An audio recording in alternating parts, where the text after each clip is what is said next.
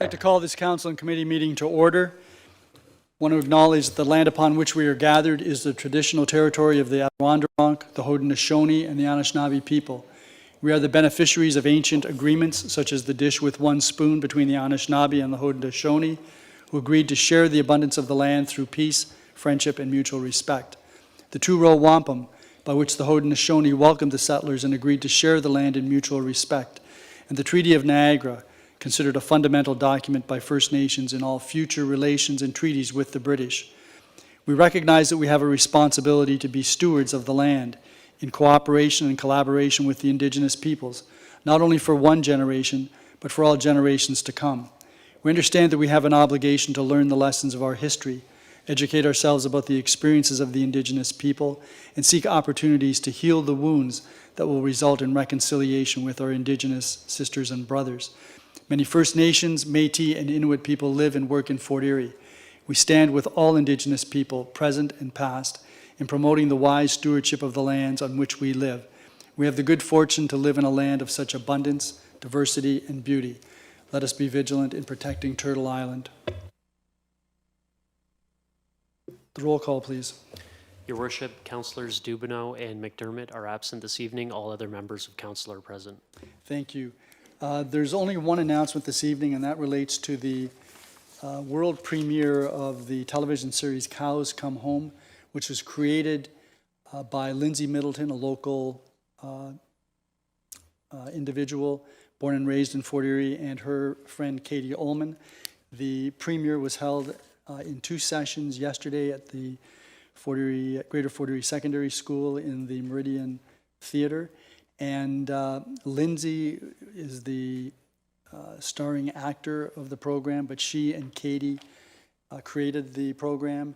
Katie is the producer and the director of the program. This television series has 6 episodes, and they highlight a number of places in Fort Erie, which are all recognizable throughout the program. They also received support from organizations like Minor Brothers Country Living and Walnut Knoll Dairy Farm out on Ridgemount Road, which is where a lot of the scenes were shot. And they also received help from iCanter, the Fort Erie Observer, The Mill, and many, many other individuals and businesses, including restaurants that provided food for the crew when they were in town filming. I think it was last year, mid-last year. So this program is now going to be on CBC, and it's also on some of the cable services, and wanted to congratulate both Lindsay and Katie for their success and for bringing that home to Fort Erie. There is no addendum this evening. Are there any declarations of pecuniary interest? Councillor Christensen, you had a pecuniary interest? Yes, Your Worship. Under the consent agenda, item 8.3 CS-09-2025, my property is mentioned in that report, and I have a material interest. Thank you. Are there any others? Okay, there are no upcoming public meetings or open houses to provide notice of, but there is a public meeting this evening. This relates to 1405 Inglewood Avenue. The public meeting is pursuant to the Planning Act and provides an opportunity for council to hear information both from the staff. We receive an information report that gives us the background relative to the application. There then is an opportunity for staff to provide us with a presentation here so that the public can see what the essence of the application is. We then provide the developer or the owner of the property or his agent an opportunity to provide information to council and respond to any questions that we might have. And then the public has an opportunity to provide us with information as to whether they support the application, whether they don't support the application, or whether they have questions regarding the application.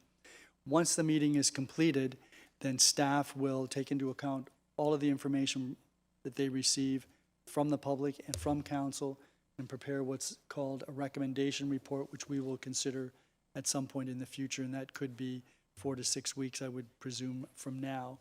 And then at that time, so nothing happens to the property until we consider the recommendation report which is based on the request or the application by the applicant.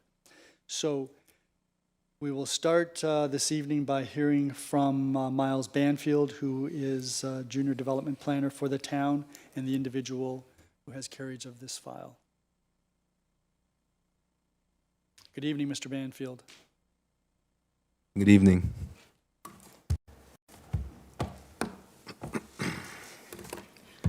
Can everyone hear me okay? Yep. Perfect. Okay. Good evening, Mr. Mayor and members of council. My name is Miles Banfield, and I'm the Junior Development Planner for the town of Fort Erie. The purpose of this public meeting is to provide information to council regarding a proposed zoning bylaw amendment for 1405 Englewood Avenue. The applicant is proposing to rezone the subject lands from residential 1 to a site-specific residential multiple 1 zone to permit development of 4 townhouse dwelling units on the subject lands. The application was deemed complete on August 14th, 2025.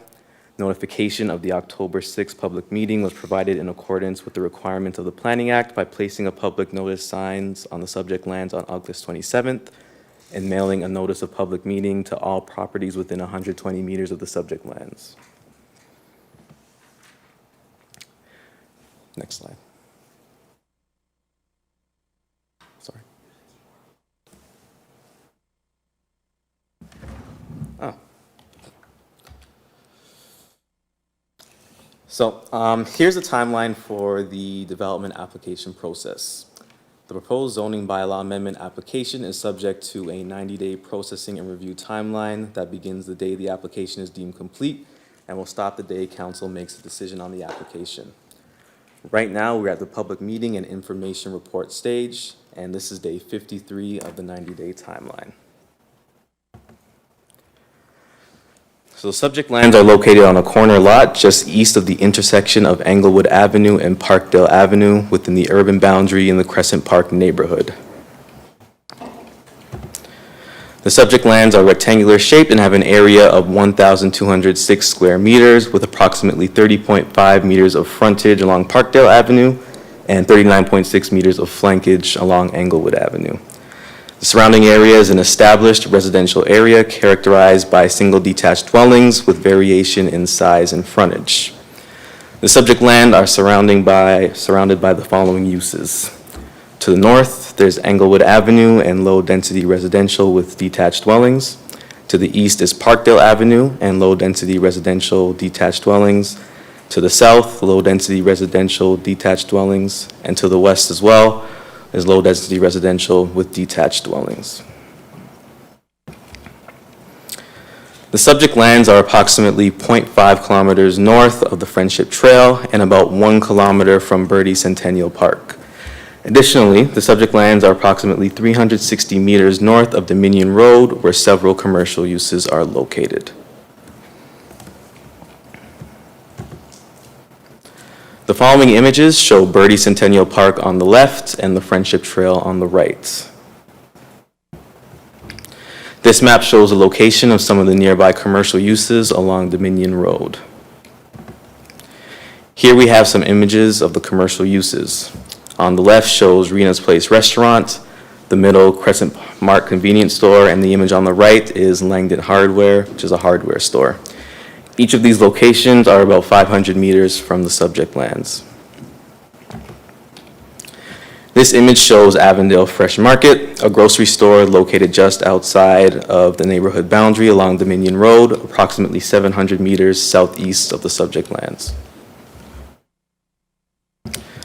The image on the left shows a site map, and the image on the right is a current image of the subject lands.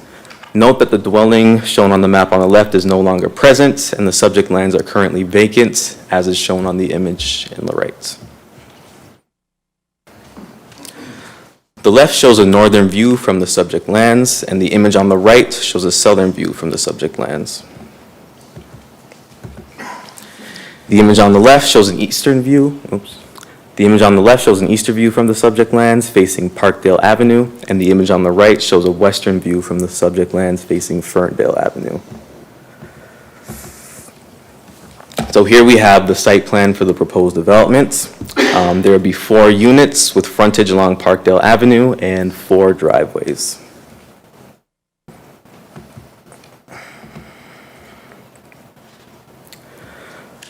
The subject land is shown in the blue line outline where the arrow is pointing and is designated as urban residential in the Town of Fort Erie official plan. The urban residential designation permits a variety of housing forms, including single-detached dwellings and townhomes, among others. Urban residential policies note that regard shall be given to the height, bulk, and arrangements of buildings and structures to achieve a harmonious design that is compatible integration with the surrounding area and not negatively impact lower-density residential uses. Appropriate open space, including landscaping and buffering, to maximize privacy and minimize the impact on adjacent lower-density uses, and also parking areas that are sufficient in size to satisfy the need of the development and are designed and properly related to the building's landscape areas are also considered.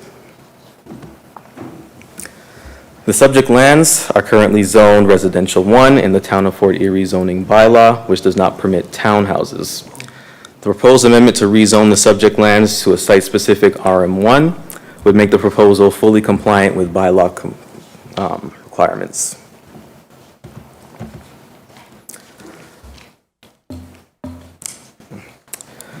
This table shows the zoning requirements for RM1 as compared to the proposal from the applicant.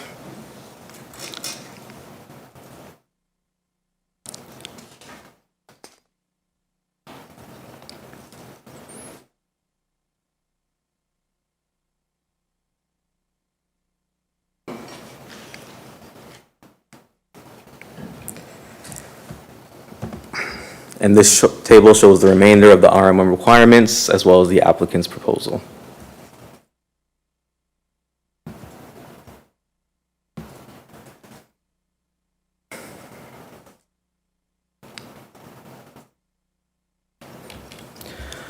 A public information open house was held in person in the Atrium Town Hall on September 10th, 2025 from 5 to 5:30 p.m. for the proposal.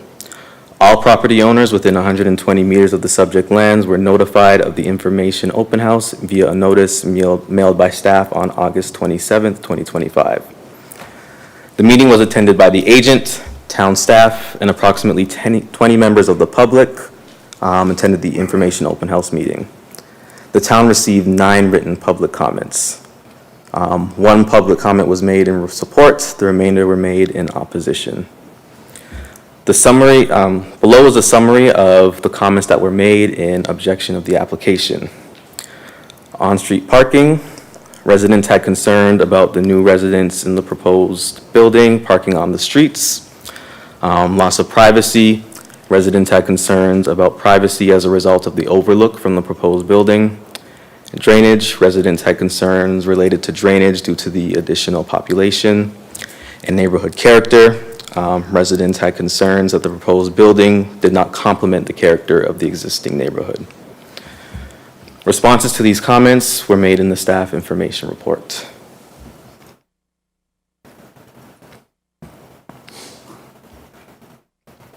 The following studies were submitted by the applicant in support of the application: planning justification report, conceptual site servicing plan, functional servicing reports, and elevations.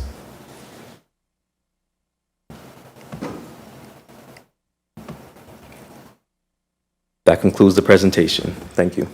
Thank you very much, Mr. Banfield. Any members of council have questions? Councillor Noyes. Thank you, Mayor, to Mr. Banfield. Mr. Banfield, what is the price point of these, an idea? Are any of them going to be considered affordable? Through you, Mr. Mayor, I don't know the exact price points that these are going to be going for, but they're not designated as affordable. Thank you. Councillor Flagg. Thank you, Your Worship, and through you, thank you for the presentation. A few questions. First, without any change in the proposed bylaw, you said that the current zoning would allow townhomes. Can you tell me what the current zoning would allow in that on that property? Through you, Mr. Mayor, if I understand the question correctly, the current zoning R1 does not allow townhomes, but RM1, which is what the applicant is proposing to change it to, would. Okay, I'm sorry, I misunderstood your earlier comment. I thought you said that the current zoning would allow townhomes amongst other things. Thank you. Can you tell me, CNP has made a comment about make ready work? Can you explain that a little better to me? Through you, Mr. Mayor, I would have to refer back to the report and have the conversation with the applicant. Okay, maybe the applicant this evening can assist with that as well. And just to confirm, staff will, during the recommendation report, address a number of the items within this as far as design and that type of thing, correct? Yes, that's Okay, correct. – Thank you. Anyone else? Councillor Christensen. Thank you, through you, Your Worship. Were any other configurations discussed prior to submitting the information report? For example, a couple of semis, just other configurations of fewer townhouses? Through you, Mr. Mayor, as far as I know, no, they weren't. Thank you. Anyone else? So, Mr. Banfield, are you aware whether there was any discussion about reducing the number of units on this parcel from 4 to maybe single-family units with 10-meter lot width? Through you, Mr. Mayor, I'm sorry, could you repeat the question? Is there any discussion about whether this site could accommodate 3 single-family housing units with 10-meter wide lots as opposed to 4 townhouses on a 30-meter wide parcel? We hadn't discussed that with the applicant. Okay. And there were some concerns raised about parking, some of them related to the fact that under the current provincial legislation, any of these units could have additional dwelling units in them. And that would mean there would be a need for further parking requirements. Has that been considered at this stage? That has been considered, and as far as I know, we will have that conversation with the applicant as well. And with respect to the, you had a chart up here, a couple of pages that showed what the requirements are for the RM1 zone. It would be very helpful if we knew what the requirements were for the current zoning so that we could see not only the distinction between what's being proposed and what the proposed zoning would be, but what's being proposed in comparison to what's permitted currently. So is that something that you could provide us with as we go forward and maybe put that in the recommendation report? Yes, that could be provided in the recommendation report. Okay, thank you. Councillor Noyes? Thank you. Through you to Mr. Vanfield. Mr. Vanfield, the mayor asked you a question about the accessory suites. And I think you gave the answer that it's a possibility. Am I reading that correct or hearing that correct? Accessory suites being... Meaning that there'd be more than one family living in the home. Oh, okay. Through you, Mr. Mayor, I'd like to refer that question to Ms. DeWaria, if that's okay? Well, actually, Are you? Yeah. Ms. Dewaria can answer. Mr. Mayor, through you to the councillor, yes, the provincial legislation allows them to have an ADU for each of those units. So each unit can have as one principal dwelling and 2 accessory dwellings. and I can appreciate that, but that's not really my question. I knew that the legislation, but in the report that was done by Quartec, in a response to this thing about the driveways, it says the proposed development does not have accessory suites, nor does it have a basement suites. It is anticipated that each of the 4 townhouses units will have a single family living in it. Is that changed since Quartec answered that question? Through you, Mr. Mayor, as far as I know, no, it hasn't. Thank That's what the applicant proposed. Okay, but just to be clear, that may not be the current plan, and whoever buys these units when they're first constructed, if they're constructed, isn't restrained from putting in additional dwelling units because of the provincial legislation. Isn't that correct? Is my understanding, yes, that's correct. Okay, thank you. Thanks very much, Mr. Banfield. Yeah, thank you. Okay, and at this stage, we'll ask for the developer or the developer's agent to provide some background information, if they wish.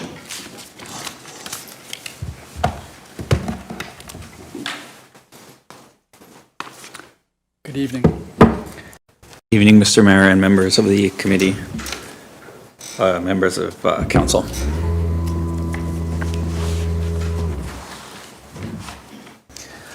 My name is Matthew Trindota. I'm an architect at Quartec Group. We're located in St. Catharines.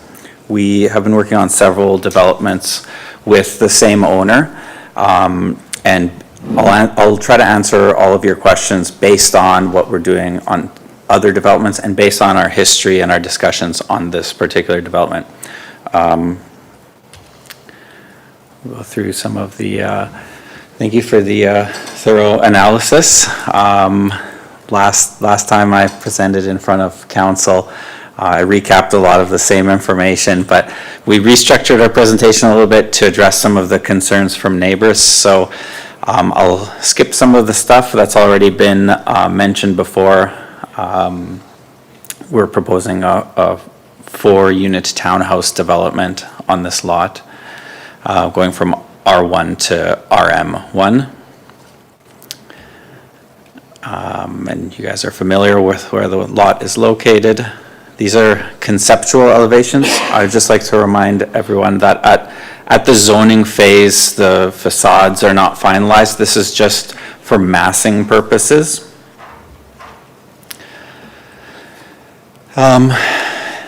There's 2 official plans that I would like to reference in the 2021 official plan and in the new official plan. The references here from the 2021 official plan are also in the 2025 official plan. There's specific clause about accommodating population growth. A development like this would be considered a gentle intensification, where we're proposing to build a 2-story residential building in a community that has 2-story residential buildings. We're not proposing to build an apartment building that has 5 or 10 stories. There's specific verbiage about providing a range of housing choices, and in that neighborhood right now, there's only single-family dwellings. This would provide another housing choice for people who would like to live in the area. And there's specific clause about infilling vacant land, and currently it's a derelict piece of land with no house on it. In the 2025 official plan, there is additional clause about density, diversity, and affordability of housing. Although none of these units are designated affordable, townhouse is inherently more affordable than a single-family dwelling, which sells at a premium to a townhouse. There's also verbiage promoting compact built form, and that basically, in layman's terms, promotes using a piece of land to accommodate as many people as we can, as opposed to sprawling out and building on greenfield. It promotes, there's clause about promoting safe and healthy communities, and currently there's rats on the property, and one of the neighbors complained about that. So I'm sure we all want to see it developed in one form or another, and we're here proposing that it be developed as a townhouse. For anyone who would like to see the presentation after, these are the specific clause.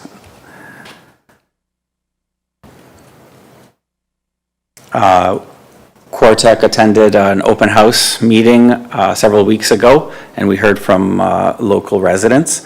Some of the concerns were about the character not matching.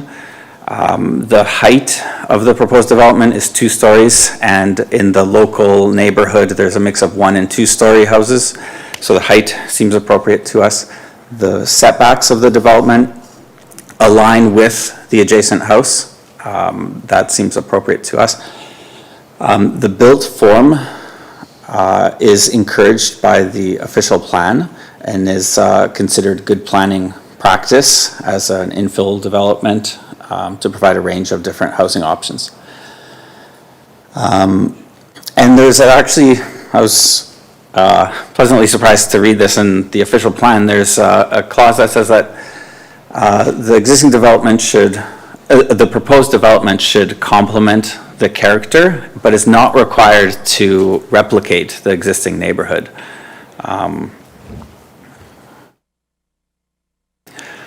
We also heard concerns that there was not enough parking. The proposed development provides an adequate amount of parking on site. One stall is required by the zoning, and we're providing 2 stalls, tandem stalls, one in the driveway, one in garage. There were concerns about street parking, and on-street parking is governed by the town, and the same rules apply to everyone. There seems to be adequate street parking in the area as well. And some residents voiced concerns about the intersection at the corner of Inglewood there not being safe with added traffic.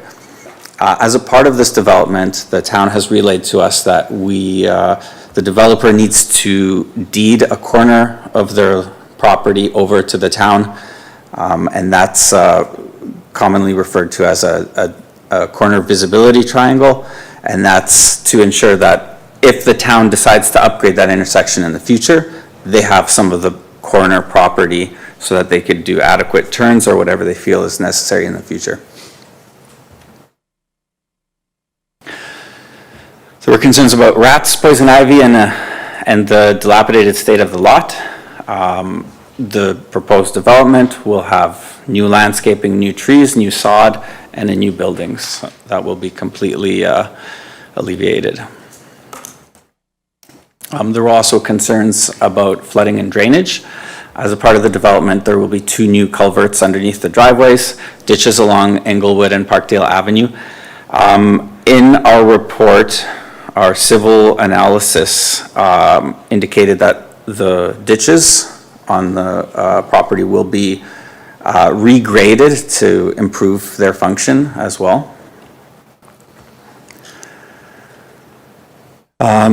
And as a part of the subsequent building permit review, a lot grading plan will be required, and at that point, the stormwater will be in quite a bit more detail submitted to the city engineering department for further review.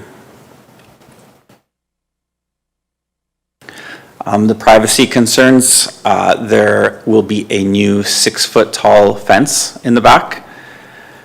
The zoning that we're proposing to go into RM1 requires 6 meters of backyard depth, whereas we're providing quite a bit more than that, 12.9 meters, which is more than a lot of the existing backyards in the area.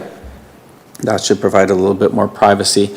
There were concerns about overlooking windows and the side yard of the development facing a neighbor. One side faces the street and one side faces a neighbor. That side will not have windows, so there will not be windows overlooking into their property where the setback is a little bit less.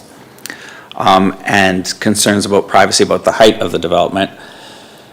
This is only 2 stories, and all the other buildings in the area are 2 stories as well. In summary, the proposed development provides a mix of housing typologies. It's an infill development, which is encouraged by town policy. We believe it's compatible with the surrounding area, large rear yards, sufficient parking per what's required in the zoning, convenient access directly off of Parkdale Avenue, and it'll promote, the development of this property will promote a safe neighborhood by getting rid of a dilapidated lot. Thank you. Thank you very much, Mr. Trindade. Are there any questions? Councillor Noyes. Thank you for your presentation. I do have a few questions, and maybe I missed it in these reports, but there's no basement under these townhouses? Through the mayor, we do not anticipate basements because of several reasons. Firstly, the bedrock is really varied in that area. So some houses have basements, some houses don't. We don't anticipate moving forward with basements at this point. And that might tie into another question earlier on about accessory suites. Because we don't anticipate basements, we also don't anticipate any accessory suites. All of the developments that we're doing with this developer do not have accessory suites. Putting in accessory suites would be problematic in this location because of access to the suites and the lack of basement. Usually there's a separate access to a basement suite. Given the site constraints, it's only possible to have one front door, which makes it very unlikely for these to have accessory suites. Thank you for that. My other question is, one of the concerns, again, is the parking in the driveways with it being a single car thing. I noticed that your backyard is 12.9 meters, and the requirement is 6 meters. Is there any thought of maybe moving the houses a little further back so that instead of having a longer driveway, so you could put more cars in there and a shorter backyard? Thank you for the question. Through the mayor. We like how the front of the building aligns with the rest of the houses. That tends to complement the character of the community well. If there's unanimous agreement that that extra parking stall would help the development more than the misalignment of the houses, I believe the developer might be open to pushing it back. However, we feel that it might be better aligned with the rest of the houses on that block. I can appreciate the dilemma, but again, all the comments that I'm reading, most of them are regarding the parking and not in a parking space, and I see that you have a fairly large backyard. That's just a thought. The other question I have is in regards to the ditches that you're taught are going to be improved upon and culverts put in. And then you mentioned trees. Are the trees that you referred to the ones that the town is telling you have to put in, or are you going to do additional trees? Through the mayor. At the zoning stage, we're not required to finalize what the trees are, but typically what has happened on other developments is that if any trees are being removed, then there needs to be a tree preservation plan with those trees identified and trees planted in lieu, or a payment made to the city to plant trees on another site. Usually the developers like to replace existing trees with new trees arranged in the right locations to accommodate the driveways. At this point, there is no finalized landscape drawings. Usually landscape is required later on. So we don't have finalized which trees we're choosing and where they're being planted, but we do anticipate that there will be trees and a higher amount of trees for every tree that we're removing. Sometimes there's a ratio of several trees that need to be replanted for every tree that is being removed. Okay, and I saw the picture that you showed. I didn't see any trees. Are there trees on the property now? I believe in the far corner there might be, but I'm not entirely sure. Okay, I see people shaking their heads no. Okay, so just try to go with your explanation. Yeah. But anyway, thank you. Anyone else? Councillor Flagg. Thank you, Your Worship, and through you. The same question that I asked Mr. Barnett earlier about a make-ready work from CNP. Could you explain that a little bit for us? Through the mayor, unfortunately, I don't have too much information on that. I will look into it myself. We have had some correspondence with CNP, but that specific clause I can't elaborate too much on. We have been in touch with them about the power requirements for the development. If I can continue, thank you. In your notes, in answering some of the questions, one of the questions was housing value will go down, and your answer was the proposed development is considered gentle intensification, which typically has positive effects on the area. Can you give us some basis for that comment? Through the mayor, generally through the planning process, land values are not specifically discussed in the planning framework, and within the consideration for use, the appropriateness of an alternate use of land, generally land values don't play into those discussions. However, based on some of our previous experience, we wanted to elaborate a little bit on that as it was a question asked to us. Our previous experience in similar neighborhoods is that a gentle intensification like this one, where it's a similar size, it's not creating any overly impactful privacy concerns, and positive development of the entire area tends to slowly increase land values in that area as it becomes more desirable, and getting rid of derelict lots. So to answer your question in short, this is based on our experience on similar developments, not on any particular, should I say, quantifiable measurement of house values. And one more thing. You mentioned street parking. We do prevent street parking during winter, so that's certainly going to impact the parking availability for these proposed suites. Thank you, Your Worship. Councillor Lewis. Thank you, Your Worship, and thank you both for the presentation tonight.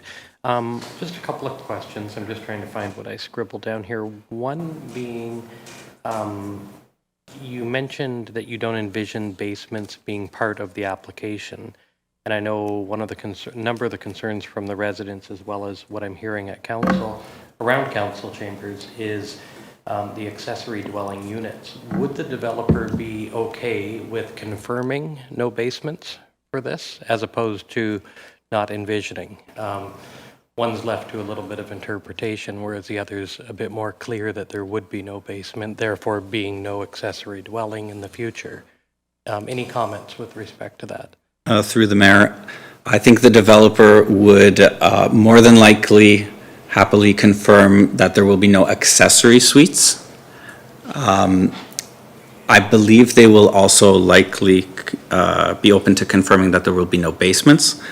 However, I'm fairly confident that they can confirm there will be no accessory suites.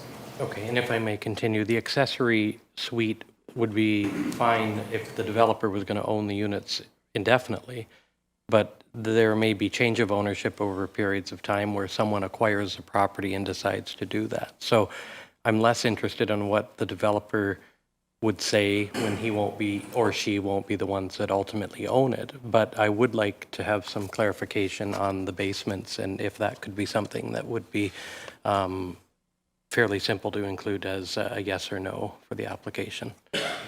And then the other question I had was... So before you move on, that's something that you can get the owner to confirm in writing with staff? Yes, Mr. Mayor. Okay, go ahead. Thank you, and good catch, Your Worship. The other question was, I know there were some comments about the rats, poison ivy, and what appear to be poor maintenance of the property. In your presentation, you mentioned that once developed, this will be a benefit to the community. The current owner still is the owner of the property, and if there is a rat or rodent problem with the property currently, regardless of what's being proposed for future use of the property, is there a reason they're not maintaining the property to municipal standards? Through the mayor, I know that the current owner does, from time to time, hire someone to go and clean up the property. Our response to the comment was that some of the residents are not happy with the state of the property, and I can see how that potentially would upset people. But in short, from time to time, the developer does have people come to the property to maintain it. Okay, so that's something we can have bylaw look at, and if it's something that's out of compliance, then bylaw take care of, because I've heard it from yourself as well as residents that is an issue. But other than that, I appreciate the clarity, and if you can get back to us on the basements, that would be great. Thank you. Councillor Christensen, and then I'll go back to you, Councillor Noyes. Thank you. Through your worship. You mentioned a couple of times, you alluded to a number of, essentially this is the result of a template that you've used in other communities. Can you specify the other communities that this template has been used in? Through the mayor. Yes, I can.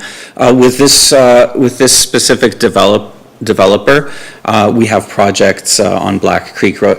This developer owns several properties in Fort Erie, so all of the developments with him have been in Fort Erie. We have projects with the same developer, Jeff, from Crystal Ridge Homes, on Black Creek Road, on Pettit Road. We have another project on Dominion. and one or two others. For and clarification, similar infill they, project? they are similar infill projects. With each project, there is slight differences. Sometimes the projects are semi-detached, sometimes they're townhouses based on the lot shape, and sometimes they are a mixture of townhouses, semi-detached, and single-family dwellings. We also have some single-family dwellings. So that's a large infill. The This one is 30 by 39. So when you're talking about a mix of sites, you're speaking of something larger, I presume. Through the mayor, correct. The lot size in question here is not capable of, and there was a question earlier on about putting in several houses, and with the size and the setbacks, we're not able to fit several houses and develop the property efficiently with good land use and to make an economic case for developing the properties. And a similar template to this has been used in communities all over Niagara. We're working with numerous other developers on infill townhouses all over Niagara. With this development, we do feel that it's sensitive. A lot of our other developments do tend to push more. We're seeing a lot of stacked townhouse developments, which further increase the density by, if you will, putting in the secondary suite right away. We don't anticipate putting in secondary suites at all here. These are just regular townhouse dwellings, not stacked townhouse dwellings. Thank you. Councillor Noyes. Thank you, Mayor. I'm just going to go back to the rat problem, in that you had brought it up a few times in your presentation. And I know you've said, okay, the owner sends somebody to maintain it. And from the picture you showed, I see a grass that's cut less than 6 inches. I can't see anything other than that, but I don't know whether the pictures are somewhat, you're showing us what you want us to see as opposed to what's actually there, so I'm not familiar with the area. But in regards to maintaining the property, as you said, can you get back to us, I don't think you'll know today, how is maintaining the property dealing with the rat problem? Through the mayor. That picture was actually shown by town staff. I don't think we had any on our presentation, but the owner has let us know that they have a company that swings by to cut down the property down to 6 inches, like you said. I don't have too many more details beyond that as to what they do to upkeep the property. Again, my question specifically is about the rats. If you can find out if they haven't taken steps to control the rats, will they be concerned? Because it could be several months, if not several years, before this property is developed. What specifically are they doing to control the rats in the future? Right now, they're doing nothing. Okay, just hold on. You'll get a chance to speak later, but it's not your turn right now. Councillor Noyes. That's basically it. I want, if you can get back to us with specifically that's addressing the rat problem, not the 6 inches of grass. Thank you. Anyone else? So, Mr. Trindada, let me just understand this. Your client can put in 4 townhouses with 6-meter frontage except for the corner lot, but can't put in anything other, couldn't put in 3 single-family dwellings with 10-meter wide lots, or couldn't put in a single with a semi, 2 units with 15-meter frontage. Why is that? Thank you for the question, Mr. Mayor. We, at Quartec Group, we're working with, I myself am working with around 20 developers, and our office is probably around 80 developers.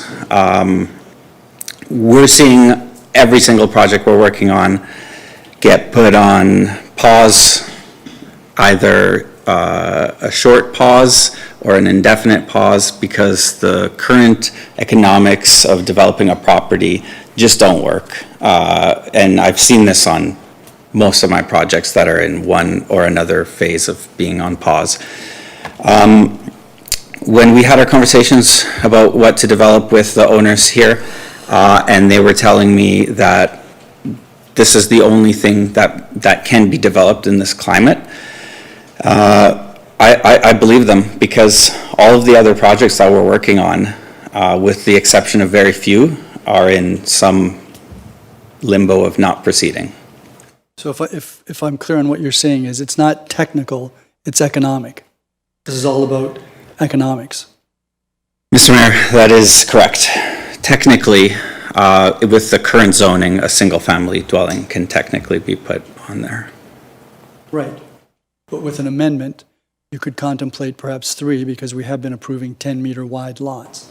So it's not the logistics of it, it's the economics of it from your client's perspective.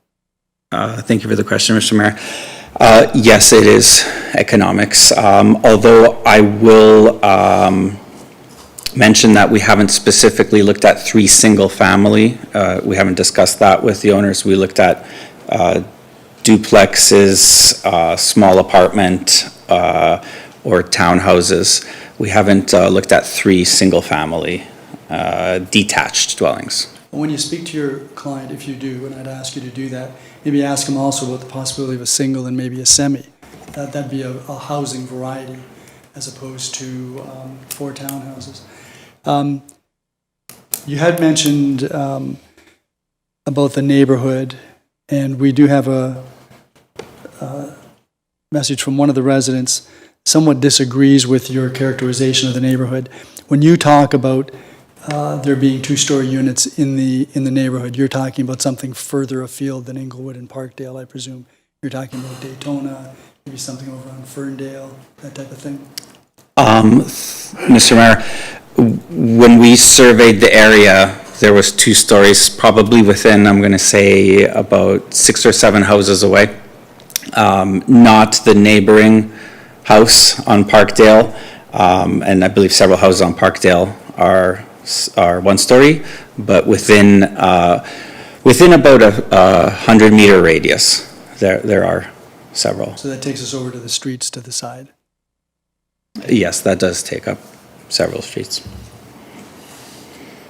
Okay, thank you very much. Thank you, Mr. Mayor, and thank you, members of the council. Okay, so that takes us to part of the meeting where if there's anyone who wishes to speak in favor of the application other than the applicant, you may come forward. Mr. Patton, is there anyone in the digital waiting room that may be interested in this meeting?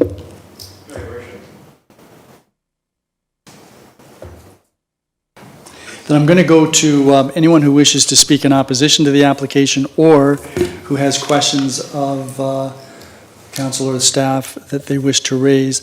And I would ask you to put your hand up if you wish to come forward to the microphone and speak. So I'm going to start, you're closest to the mic. We'll start with you, sir, and then we're going to go to the back corner, gentleman with the blue top, and then we'll go over to the far corner.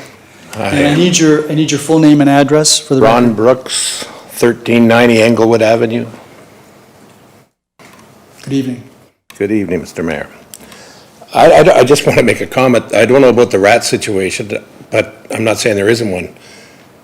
I don't know what a difference of four townhomes is going to make than a semi or a single with the rat situation. I don't even know why has anything to do with it. It's got nothing to do with the rat situation. If you're going to clean it up with 4, you're going to clean it up with 2 or 1. But anyhow, the parking is the problem. You got 1-car garage, no basement, so where are you going to store your stuff? In the garage. Everybody knows that, and every house has 2 cars, maybe 3. So all you have to do is drive down Dominion Road towards Ridgeway, see the new development there, look down the first street where there's 2-car parking and 2-car driveway. There's nobody on the street. There might be 1. I drive by it every day. You go by the next one where it's 1 car, 1 spot to park, There's at least 8 or 9 cars on that every morning on that street. Every morning, and that's a wide street. Parkdale is not a wide street. We don't have room for that. I don't know how the garbage truck would get down, or kids walking. That's what all I'd like to say is about the parking and then he brought up about ditches, and I'm thinking, I don't have a ditch. I don't want a ditch.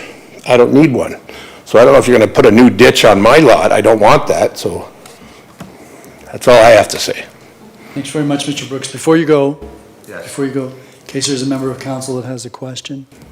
If not, no, thanks very much, sir. Thank you. Go to the gentleman in the back.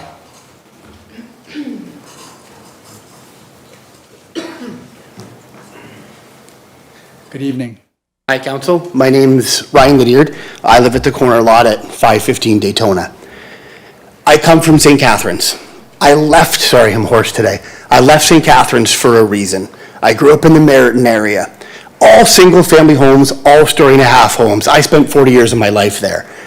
What I watched change in Merritton was exactly this nonsense, where you had a perfect house, a perfect backyard, sell the backyard, put a house in. Tear the house down, put a semi in. That lovely little neighborhood of Merritton isn't Merritton anymore. I moved to Crescent Park. I work 100 hours a week to buy a beautiful home to move into an affluent neighborhood. Safe. I don't lock my doors, just so you know. Want to know why? Because I'm safe. I moved This is to... being televised. But I don't care. I moved to... Yeah, well, I also have a St. Bernard, so come on in, good luck. But the reality is, I moved somewhere safe called Fort Erie. I moved to a small town for a reason called Fort Erie. I left where my family is very prevalent. We own businesses, community-driven people. It's been washed away by this type of proposal.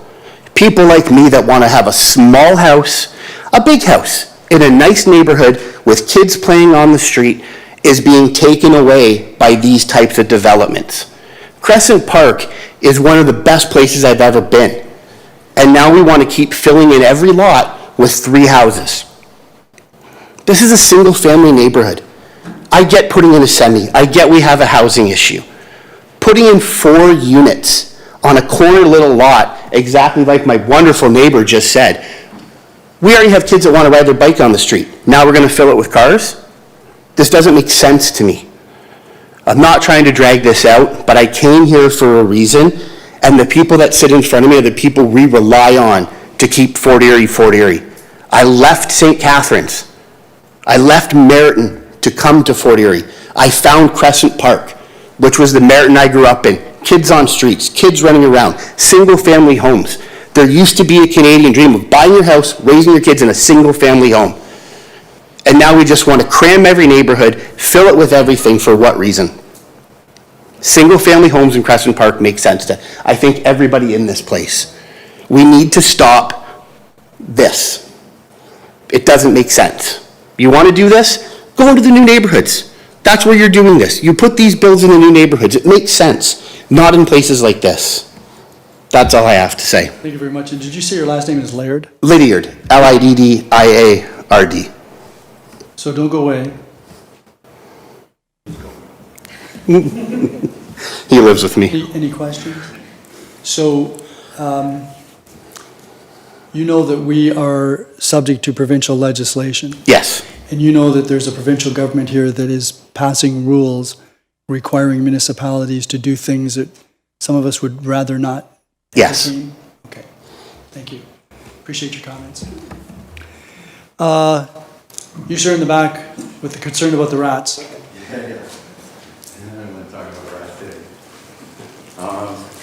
Stay focused. Yeah, hi.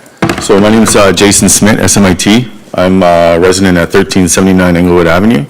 It's at the corner of Englewood and Parkdale, directly across the street from the field that the residents on that street take care of. Okay, so number one, I'm actually from Niagara Falls. I grew up in Niagara Falls. My parents lived in Fort Erie on Dodds for a long time. I actually lived in Toronto for the last 30 years. I'm a vice principal at a high school called C.W. Jeffries at Jane and Finch area. I moved to Crescent Park during COVID with my then partner of 25 years. And the reason I bought that property was because my dad said, "You're moving beside Nancy Moon. Do you know who Nancy Moon is?" And I said, "No, Dad, I don't know the Moons." My dad has worked at Cherry Hill Club for the last 30 years. He just retired. And I said, "Who are the Moons?" And he said, you're taken care of. You're in Crescent Park. It's the best neighborhood ever. It's a great place. And I remember coming down there as I looked at the house, driving down Gilmore Road, coming off, and seeing this long street with beautiful trees lined up, no sidewalks on some of the sides, and I thought, wow, what a pretty cool neighborhood. I kind of actually dig the ditches. I thought they were pretty cool because I mean, I do have a ditch, and it comes in handy during the rain. But the main thing is that corner is a corner where people stop. And it's not, I'm not coming from an economical development perspective. I'm coming from the opposite. I'm coming from a people perspective, from a perspective of community. And that corner builds community the way that it is right now. And if they really cared about development, they should build a park. And I'll say this, if they build a park, I'll donate half my land for actually a park too. Anyway, so the thing is with the intensification, one, there's no parking like we've already said.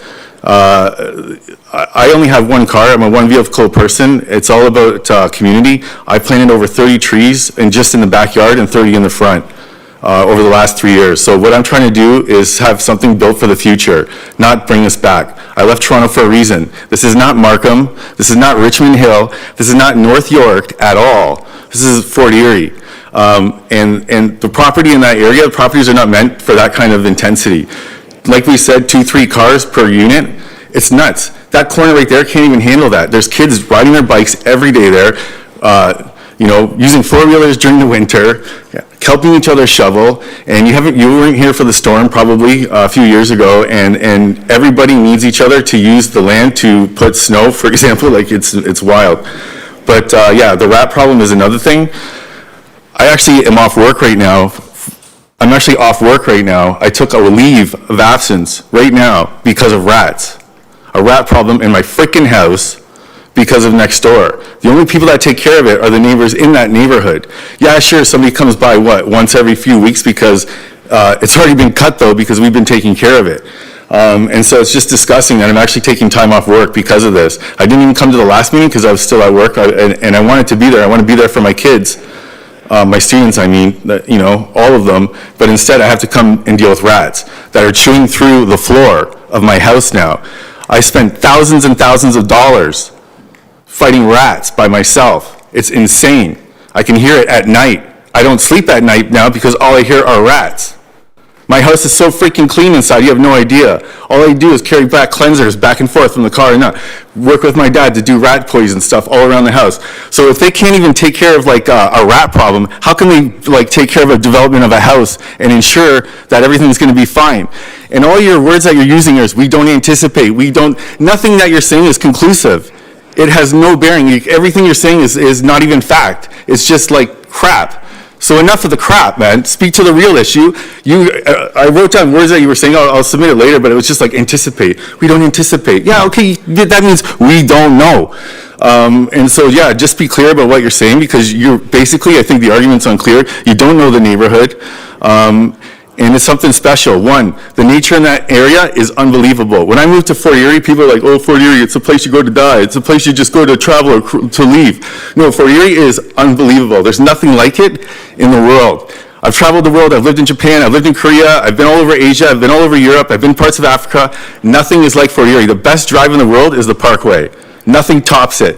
And when you think of home, there's no place you'd rather be than home. And Crescent Park is stunning. The nature, for example, fireflies, monarch butterfly. I built a wildflower garden just on that corner for monarchs. And now it's going to be probably ruined with 10 cars parking right on it. So I've been trying to do positive things, and I think if they really wanted to do something positive, they should donate the land and make a park or something like that. Other than that, sorry, the rat thing has just gotten to me. I'm actually late for the meeting because I was dealing with rats. Figure that one out. So yeah, there's no sidewalks on Englewood right now. There's no sidewalk on Englewood. It's like small gravel throughout the entire street. You talked about 6-7 houses in the area being 2-story. If you go 6-7 houses down, you're looking at Crescent Road. You're not even you're way down on Englewood. So like, that's how the houses aren't like that dense on that street on Englewood itself. Parkdale is a very, very small road off of Dominion. And you mentioned other developments. We're not Dominion Road. Dominion is busy. Parkdale is a very short street with like a, it's very short, and then it goes to Englewood, and you can either go right or left, and that's it. So it's a very, very small corner, and that corner is used for one, people walking their dogs every day. People with their children every day riding bikes. People that stop on the corner, that's like a meeting point where people just stop. Lori down the street comes out of her car. She says, "What's up?" She's talking out of her car saying, "What's up?" for like a good 10 minutes. And I'm like, there's nothing, you can't replicate that in any other part of the world, ever. And like, it's going to take away from it, no doubt. And I'll be quiet, I'm almost done. The other thing is just, it's like I said, yeah, it's not Markham, kids play there. You talked about economical stuff, most bang for the buck. It's not like what we're about here. And we're not other neighborhoods, like it's Crescent Park, it's totally different, it's a historic neighborhood. I did even research on it when I came here, so even when you come into the entrance of Crescent Park, you see these lanterns, and you're like, what the heck is this, right? But even those lanterns have a story, and there's a story of them going back from like to the 1920s, and that's fascinating. And we're not saying I'm against development, but I lived in North York, and I lived at Yonge and Finch for 25 years, and I was there for the van attack, and I left Toronto because of the van attack. I saw people die in front of me on a busy sidewalk, on a busy street, because I lived in a condo, and that condo used to be a no frills in a small neighborhood. And I saw that neighborhood change from 2007 to 2021 when I left, and becomes a monstrosity. And nothing against like North York or anything, because I love that place, but we're not that. And once we start with one little thing here in Crescent Park, it's going to spread everywhere. And I'm not one of those people that's against the development at all. I think Fort Erie needs stuff. But I'm a guy that can't sleep at night right now because of rats, and I drive at night, and what do I see? Deer running around because they don't know where to go. Like coyotes that don't know what they're doing. Like, it's just unreal how much we're disrupting the nature. And I don't want to end up being like some place like near Waverly where they cut half a forest down for birds that were especially for migrating. There's endangered grass in that area. There's flora and fauna that you can't get anywhere else in the world. And I don't think and there's no trees on that property, FYI. Because it was all cut down, everything was cut down after that house was knocked down, and then the rat problem started, and then it hasn't stopped, and that's all I deal with 24/7 are rats right now. And so if they really care, they come knock on my door and say, "What's up?" and bring me some damn cookies or butter tarts like Nancy does down the street. Thank you. Thank you, Mr. Schmidt. Thank you for your kind words about Fort Erie. Any questions of Mr. Schmidt? Thank you very much, sir. Cheers. I'm going to go to the lady, and then I'll go to gentleman on the end.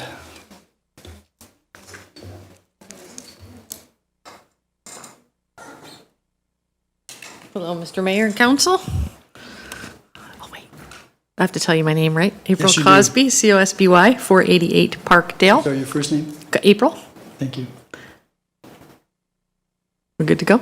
Yep. I just wanted to comment a couple of things. First of all, and probably most importantly, this doesn't seem like opposition or a lot of opposition probably compared to what you normally get. This is literally every single neighbor except one who's at work right now.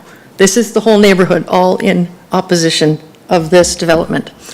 I also wanted to touch, I didn't catch all of what Mr. Banfield said in regards to the requirements that you have for a builder. There was one slide that came up and you said multiple things about it, it must comply with the current neighborhood. It must do this and that. And I was listening to you read them. Maybe you can repeat them again.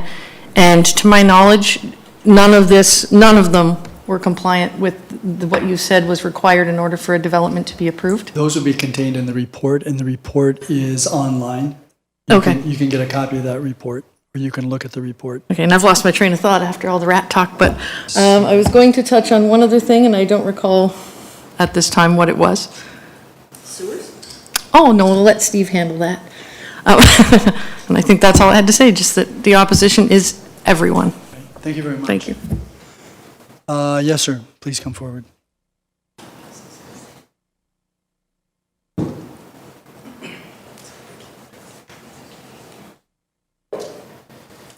Good evening. My name is David Vuich, and I live in the adjacent property to the area we're talking on 495 Parkdale Avenue. When I built the house, everything there was R1, single home dwellings. And it seemed cool. It was a treed lot when I bought it and did everything to clean it up. it's a beautiful neighborhood. And the other thing I always find is it's an old structure. In other words, if you look every year, probably 2 or 3 times a year, on Dominion Highway, they have to dump raw sewage into the lake because the system cannot handle what we got with water flow or whatever. Now you start talking a 4-plex building and you're adding that many units to an existing system that isn't really all that big. It's not like a new subdivision like behind Green Acres and all that stuff. They have to build their own sewer system, water system, everything. This is already existing. So to assume that all this old structure can handle all this size of building doesn't seem to make sense to me. The other, what is it?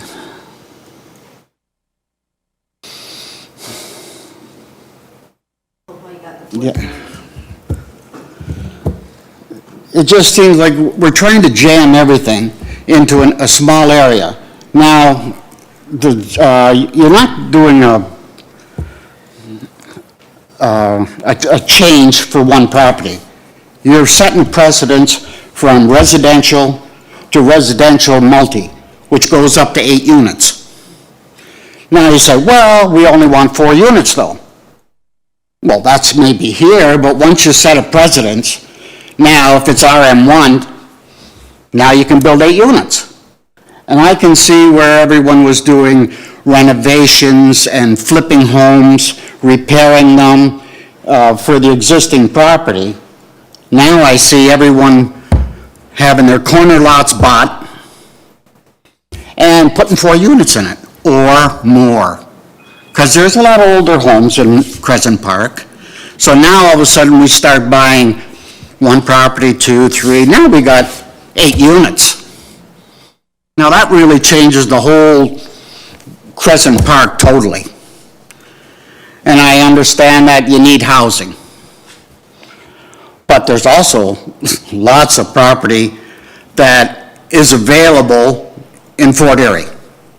But they'd have to put in their own structure of this, the streets, the sewers, the water, everything else. Well, it seems like a cheap way to get it, and the heck with the repercussions of what may follow. And I don't think any of that's right myself, to change from residential to multi-home. That's my kind of main concern. And if the other thing was, how did they do it? They took that corner lot, which I believe was on Englewood, and all of a sudden they say, oh no, it's going to be Parkdale. So now we have the depth to do it. So I see every corner lot is a chance of having that same thing done. So they can have the backyard instead of 8 feet of backyard. And that's why I'm against all of this. It's R1. My idea, it should be staying R1. Thank you. Thank you very much, sir. Any members of council have any questions? Thank you very much, sir. I'll go with you, sir, with is that a hoodie? It is. And then I'll go to the gentleman behind you. Thank you. Good evening. My name is Steve Chizrak, CZICHRAK. I live in Parkdale. I'm a new resident. I've only been there 8-10 months and moved there for a specific reason, that it's a mature neighborhood. I did like the presentations. Kudos to both parties. They put together a very good platform. I come with information that might be a little bit unique than my neighbors, and all are here in opposition, as am I. I'm a local Fort Erie contractor, heating and ventilation contractor. I'm a licensed plumber. And I'd like to speak to some aspects of this build that concern me, and concern me deeply. Number one is the infrastructure component. As was echoed by my neighbor, I don't believe that the infrastructure is strong enough to handle more than one development. There was one house, and I think the neighborhood here is recommending that it continue as single-family development with one house put back on the lot to keep the nature and character of our neighborhood. I don't believe that the water services are sufficient for 4 more developments, or potentially more, as echoed by my neighbor, that once Pandora's box is opened, we could see 8 units on that lot. It disturbs me that the process at this point cannot validate exactly what's going to go on that lot. We have a series of proposals. We have a series of maybes, a couple what-ifs, and a possibly. I too echo what council is asking for, which is simply some de facto information about what's going to go on that lot. A slab on grade is possible, but everyone here has a basement. And once a basement goes in with an amendment after the zoning is changed, now we see multiple developments with suites. From my perspective as a contractor, we're commonly asked to come in and help develop with heating and ventilation suites in a home that does not have one currently. Our conversation with them is egress, permits, and typically we do not work with these customers because they are not invited or encouraged to get permits. So we have unsafe developments going into basements as suites for people who then are trapped with ventilation problems, heating problems, plumbing problems, and egress problems. The council will have to take ownership of that by moving this forward to a different type of permit use because you're now enabling that. So I take that seriously, and I know you do as well. We are endorsing a single-family house being there, and I think always have. It solves the problem. We now have someone caretaking of that particular lot. I think the issue is, as Mr. Mayor pointed out very eloquently, and I'll take it to another level, this is economics. The lot was purchased for too much. And how do you get more bang for your buck? You put more houses on it. I don't think that's right. And I said at the time of an open house meeting, I think that your landowner should consider selling the lot, getting out early, get your money back, go somewhere else. Go to Black Creek, where they're developing this style of housing. Go to Dominion Road, where this style of housing is being put up. And mind you, these aren't infill developments. These are neighborhood developments with a core structure that allow for parking and subsequential parking on different side lots. So we see 4, 5, 6 other spaces available for houses that cannot manage multiple cars. We see developments that have planning of infrastructure, as my neighbor noted, sewer, water, lighting, sidewalks, curbs, gutters, all of that. This lacks all of that infrastructure to facilitate and best facilitate a four-structure property. I come from a small town in Tillsonburg, smaller than here. Small town Tillsonburg was my parents fighting against streetlights. My parents fought against curb gutters and repaving. They wanted to keep our small neighborhood like Parkdale, like Inglewood. And we're quite successful in doing so. Mind you, a different provincial government, mind you, different purpose-built housing and different gentrification issues, also different land use issues. But still, they got it right 40, 50 years ago, which is keep it small, keep it the way it was, and maintain it. Our neighbors are fantastic. They cut that grass. No one does. I'm sorry, but if you have people show up, they generally turn around and leave. It's the neighborhood that protects each other. I think that moving forward with this type of development is wrong on so many levels. I'm not saying you shouldn't do this, but do it somewhere else. There is a need for this in Fort Erie, certainly is, but it's part of your planning process, not an infill process on a vacant lot that currently, at one time held a single-family dwelling. I think that's suitable for a single-family dwelling. An estate lot, if you will. That's what we bought. 48 Parkdale is almost a double lot. It's fantastic. You'd be changing the nature and complexity of this neighborhood to something that it has never been intended, nor can it support. Mr. Chisrak, thank you for your comments. And your address is? 488 Parkdale. Thank you. Does anyone have any questions of Mr. Chisrak? Thank you very much, sir. Thank you. And then the gentleman at the back row. Good evening. Good evening. My name's Ed Santier. I live at 515 Daytona Drive. I got a couple questions, maybe just one, but it depends how you answer the first one. We are zoned R1. If it gets rezoned to RM1, does that include the whole Crescent Park? Just that one lot? Just this one parcel. The application is to this parcel only. Okay, my second question was, because if it is affecting the whole community, why were these letters not sent out to everybody? You just answered my question, though. That's the only question I had. I just wanted to know if it was going to affect, if it happens there, is it going to happen in the rest of Crescent Park? On the empty lots that we have in Crescent Park, or if somebody I just noticed on Lakehurst, and I think it was Parkdale, a house just got torn down. So what's going to happen with that lot? Is somebody going to try and buy that lot and try and put 4 homes on that lot? How wide are, and again, how wide is each lot per home for this development that this gentleman wants to put forward? So that's contained in the report, and these have to be 6-meter wide lots to accommodate each unit, but the corner lot is 11 meters wide. So that's roughly about it's 20 feet. 20 feet wide. Right. That's smaller than the house that I left St. Catharines. Could be. Was 35 by 100, and it was a small lot. And I had to dig out on the side street to make a four parking spots, because you couldn't park on the street there either in the winter. So if these people have no place to park their cars in the winter, what's going to happen? What if we need a fire truck down those streets? Or like somebody else said about garbage trucks trying to get down there. And on Parkdale, in front of this gentleman's house, he'll tell you how many people walk up and down that street every day with their kids and their pets. It's not just bicycles. It's people in the neighborhood use that street.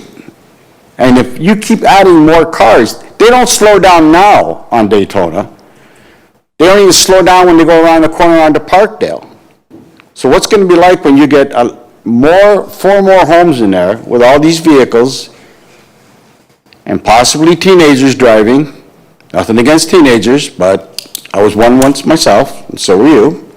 But a long time ago. I bet you're longer than me.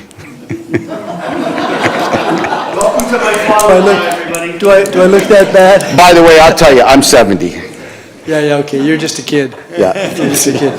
So, thank you, sir. How do you spell your last name? Santry. And you're poor Mr. Lydiard's father-in-law. I'm his father-in-law. He has to put up with me all the My time. condolences. Thank you. You got a good dad.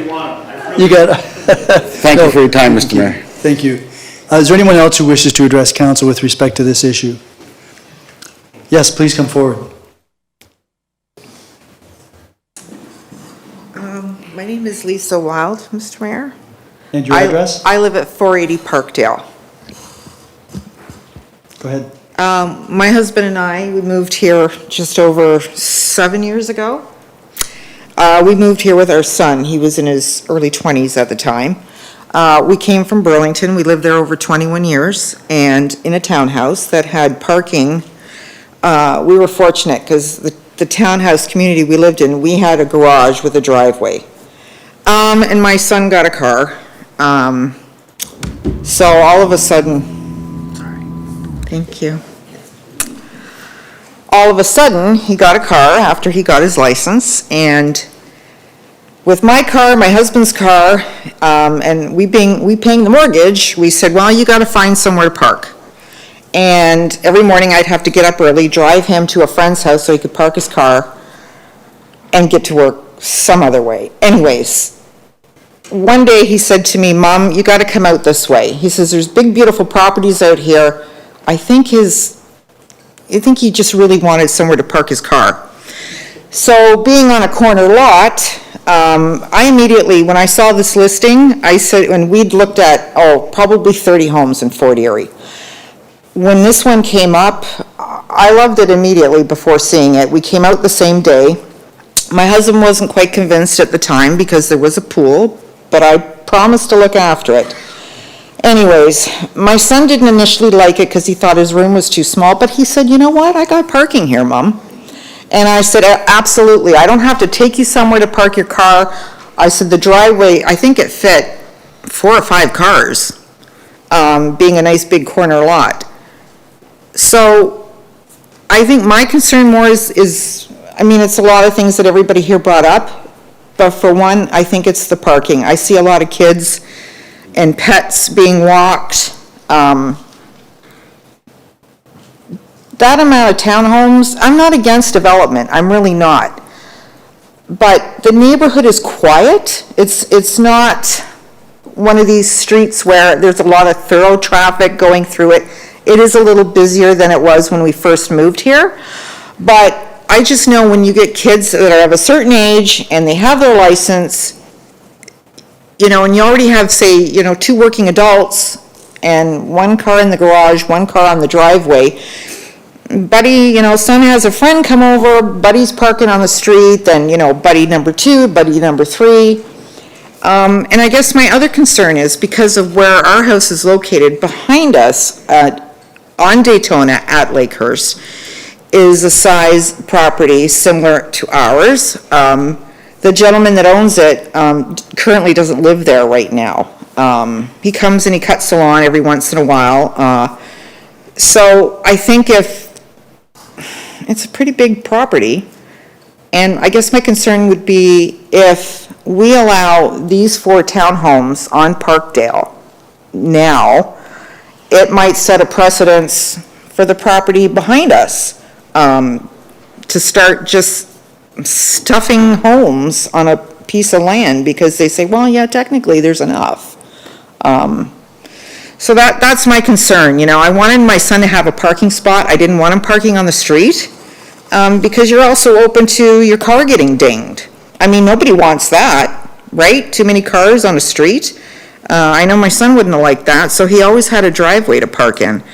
And I just think 4 homes on that size lot, I just think it's too many. You know, this is a single-family neighborhood. And again, when I sit in my backyard, I often think, boy, if that gentleman behind me sold his house and a developer came along and he put in a 3-story townhouse, I would no longer have the same view. I don't want to be selfish, but I wouldn't have the same view that I have now. So that's just my 2 cents. Thank you very much for your comments. Can I ask you, is there an issue with parking on the street now on Parkdale? No. Okay. No. Any members of Councillor Noyes? Thank you for your presentation. Mrs. Wild, I can't see, I'm looking at the conceptual picture here. Are there any houses on the other side of Parkdale? From the picture, it doesn't look like there are. Yeah. On the other side? Yeah, so yeah, I'm just looking at the picture here. I'm just looking to see if there's any, like, houses that there are. It's my house, it's my land. That's what I thought, I'm trying okay. to keep it clear. Yeah. There's trees, fruit trees, Okay, wildflower garden. okay, the reason I'm asking, because parking is a big issue, and I hear that, and that's why I'm hoping that they can, if it does get approved, that they'll create more parking by moving the buildings back, but that's me. But looking at that and knowing what the bylaw is for parking, you can't park within 1.3 meters of somebody's driveway. So there will not be probably any parking allowed from Englewood Avenue to past where the townhouses are going. And if there's houses on the other side, I think it'll be difficult to find a legal parking spot regardless of the year or the time of the year, because you need 1.3 meter. Yeah. I'm not worried about the legal parking spots, I'm worried about the illegal parking. Okay, so you've had your chance to speak. We're just trying to focus on an orderly meeting. So that's that. So if bylaw enforces the requirements for parking, the 1.3 meters, which would basically perhaps eliminate most of the parking on Parkdale, how does that make you feel like if parking? Well, I mean, I don't recall the last time I saw bylaw enforcement on my street for parking. But that's not to say it wouldn't happen. I think the last time a neighbor had a party and there were a few cars on the street in the summertime, but it was no big deal because they were gone by, I think, 1 o'clock in the morning. Okay. But when you're talking people that are living there in the townhomes, and there's 1 car in the garage, if they put that car in the garage and they're not putting stuff in it, and a car in the driveway, and then say they have 2 boys driving age, or a daughter and a son driving, where are they parking their cars? I don't know, but it doesn't appear Yeah. that legally they can park in Parkdale in this particular area. Thank you. Thank you. Is there anyone else? Mr. Patton, can you check the digital waiting room and see if there's anybody there now? Worship, I've been keeping an eye on it. It's pretty much just people we invited to attend, but they haven't joined. Okay, then I'm going to declare this public meeting closed, and we're going to proceed with report PBBS 68, 2025. Can I have somebody put that on the floor, Councillor Lewis? So that report is on the floor for further questions or comments. Councillor Noyes? Yeah, thank you. Again, I think we've all heard about the parking concerns and that, and also I don't know if the developer, when he's planning these, realizes that with the bylaw, they may not be able to park on Parkdale in front of these places unless so they may have to provide more parking on site. There was a question about trees in the report, and I know that I may have the two streets mixed up, but one is going to have 2 trees and one's going to have 3 trees. I can't remember which one is which. As part of it's in the report there. But if these properties have ditches, obviously there's not going to be much of a boulevard to plant any trees. So I'm just wondering, this tree requirement of 3 and 2, is that basically going to be going? Okay, we say 3 for Parkdale, I think 2 for Englewood, however it was. Are we just basically, have we looked at this area to see if on town property these trees can actually be planted? Or are we anticipating this money is just going to go into a tree bank? Ms. Dewari, have we made that assessment yet? Your worship, through you to the councillor, no, we haven't made that assessment. This is a zoning application. That assessment would be made at the consent stage. And I can appreciate that, but again, it does say 2 and 3 trees are going to be part of the requirements. And if our plan is to not to put them on the boulevard because there's no room because of the ditches, then are we then going to require that on the site approval that there's actually trees being put on the lots themselves, not on town property, but on the lots themselves? I know we talked about trees, but are we expecting then the developer to pay for 5 trees, which may or may not be anywhere near these houses, plus adding a tree for each lot? Ms. Dilwaria, could you comment on that? Your worship, council had directed staff to prepare the tree planting policy. We are working on it. And as part of that policy, we would identify if those trees can be accommodated on the boulevard. If it cannot be accommodated, the condition of the consent would clearly state that the money that town staff would be collecting would be used, that money would be used to plant trees elsewhere on the property, or elsewhere in the town. Okay, and thank you for that. My other question is about going along the same lines about the sidewalk. There are no sidewalks there, and I don't think there's any anticipation for sidewalks to go at least not in the near future, let's just put it that way. So when they're paying for the sidewalk, that's just a normal development fee, or are we just adding that to it, or? Ms. Dilwaria, that would be in addition to the development charges. Okay. Just going through my list here. There was some questions about water and sewer, sewer capacity and water. From what I read in the report, is that a concern? I've read that it's not. Mr. Frost, can you comment on that? Through your worship, the functional servicing report identified that there is adequate water capacity as well as sanitary sewer capacity for this development at both our sanitary sewers and at the nearest pump station and or treatment plant. Okay, thank you. Anyone else? Councillor Lewis. Thank you, your worship. Couple of questions. One being on the appendix to conceptual site plans, and I guess this question would be to the director or to the planner. Units 2 and 3 are the middle units of the proposed development. I'm just going to assume lot units 1 and 4 on either end at some point are going to have a fenced-in backyard. How would one get their lawnmower from the front yard on Parkdale through to the backyard with no access to the back? So I'm going to ask Mr. Banfield if he could respond to that if he knows the And answer. I should have asked the developer, it was just something that came after the presentation. Well, that's something that the planner could be, our planner could be contemplating. Mr. Banfield, would you mind coming up and telling us if you've had opportunity to discuss this with the developer, and if not, what the options are to ensure that units 2 and 3 have access from Parkdale? Thank you. Through you, Mr. Mayor. We have not had this conversation with the applicant as yet, but the site plan does show that they are proposing pretty large backyards that could possibly accommodate a shed or some other accessory structure that could potentially contain tools such as a lawnmower. That's not the issue so much as how people get to the backyard, if there's fencing along units 1 and 4. So if you haven't discussed that with the, Without dragging it through your living room. if you haven't discussed that with the planning consultant, maybe you can do that and then provide us with some information for the recommendation report. Yep, that can be done.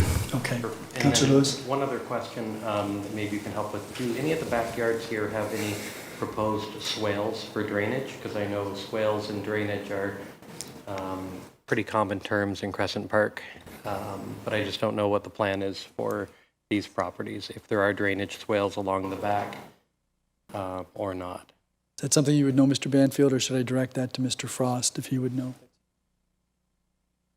Yes, direct that to Mr. Frost, please. Mr. Frost?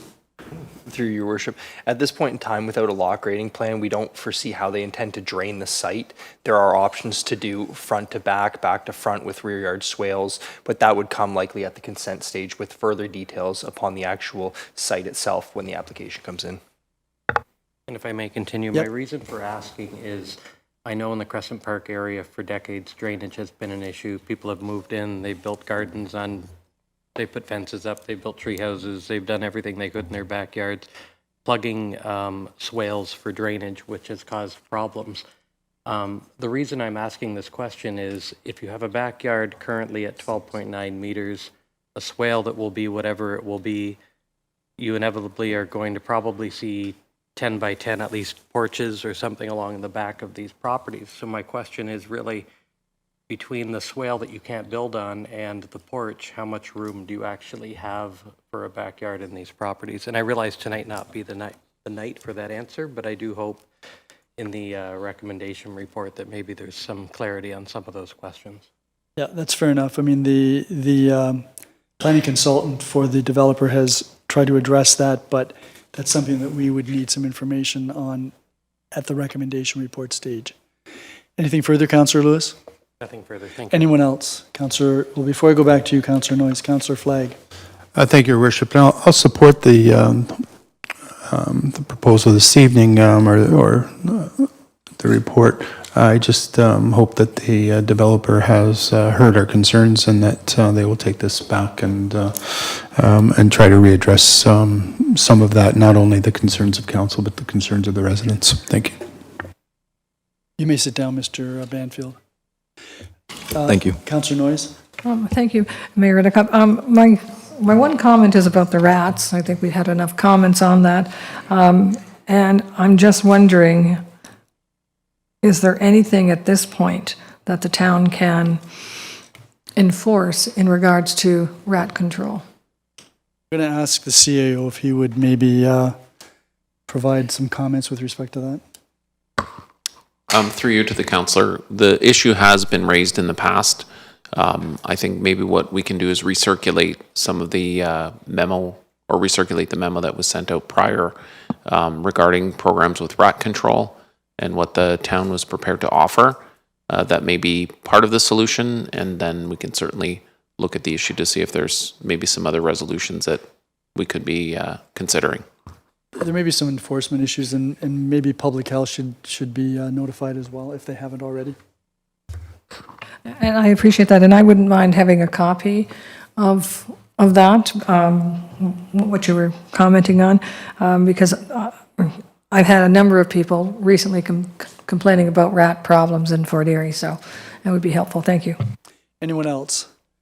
Ms. Dilwaria, when we get to the recommendation report stage, I hope between now and then, there can be some discussion with the developer about the possibility of something other than townhouses, maybe some other built form. I know that they have economic concerns, but is that something that your staff can take up with the developer and the developer's agent before it comes back here? Yes, Your Worship. Thank you very much. Okay, if there aren't any other questions, I'm going to call, so for the benefit of the public, this is an information report. It's provided to us, gives us the background information. Staff will now be taking into account all the things that you folks have said, whatever the developer's agent has said, what we have said, and the questions that we've raised, and eventually we will receive recommendation report from staff after there have been further consultations, and this has all been put together. So this is the information. It's part of the process. Nothing happens at this stage except just moves this forward, which we're required by law to do. All those in favor of the recommendation or the information report, none opposed, that is carried. So we're going to now be moving on to the balance of our agenda. So if you folks want to leave, you may. If you want to stay, you're welcome to do that too. Won't be as exciting anymore.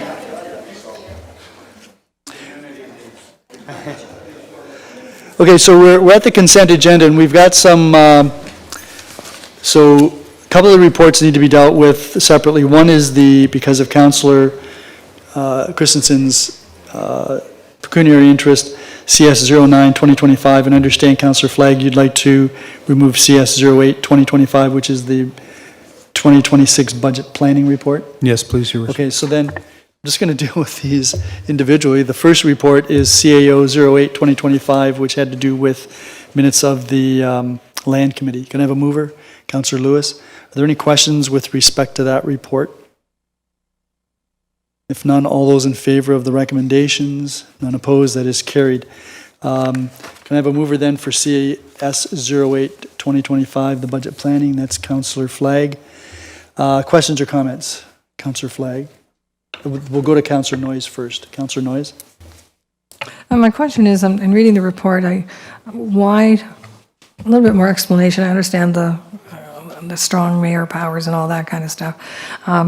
But going from 30 days to 10 days to consider amendments, I'm just wondering why such a big change? I mean, that's... So the 30 days are an artificial period of time as part of this structure for strong mayors. Prior to that, there was no 30 days. So there is still some requirement for there to be some type of period of time. So staff has tried to reduce that to 10 days, but for all intents and purposes, I envisage the process unfolding just like in years past. So that, Mr. Jansen, you may want to comment further on that, but we're required to respond to the legislation, and that's part of the rigmarole. And it's unfortunate that we have to go to the extra work. Mr. Jansen, did you want to comment? Yeah, through you. That is right. We are trying to reflect and address the legislative components while keeping it in as much as the past as possible. The time frame, so we're planning to post the agendas, which would then form the deemed adopted mayoral budget a bit earlier, so that's the 10 days in advance. We still expect to work, and we'll be collaborating with council and getting input, as the report notes, to get any kind of additional submissions that may otherwise be excluded or that should be included from councillors, but really it's just to reflect that a set period needs to be had to meet that requirement. Councillor Noyes? Historically, and thank you for that explanation, but historically, are we usually around 10 days? Mr. Jansen, I don't think that, CAO McQueen. Through you to the councillor. I think normally when we go through the budget process, you probably have less than 10 days because the agendas would be circulated ahead of, usually in the week prior. So with the 10 days, it actually guarantees council at least 10 days of review, which backs up in terms of staff, the date to which we have to have the report finished to get it through the council cycle. So To Mr. Jensen's point, this actually is as closely aligned as we can have it, and I think the advantage will be that you'll have a few extra days to review it prior to a council meeting. Okay, thank you. Anyone else? Councillor Flagg. Thank you, Your Worship. And I appreciate the effort of the CAO and Mr. Jansen in all of this. I also understand the pressures that the town and the corporation is under, along with certainly all of our residents are under as well.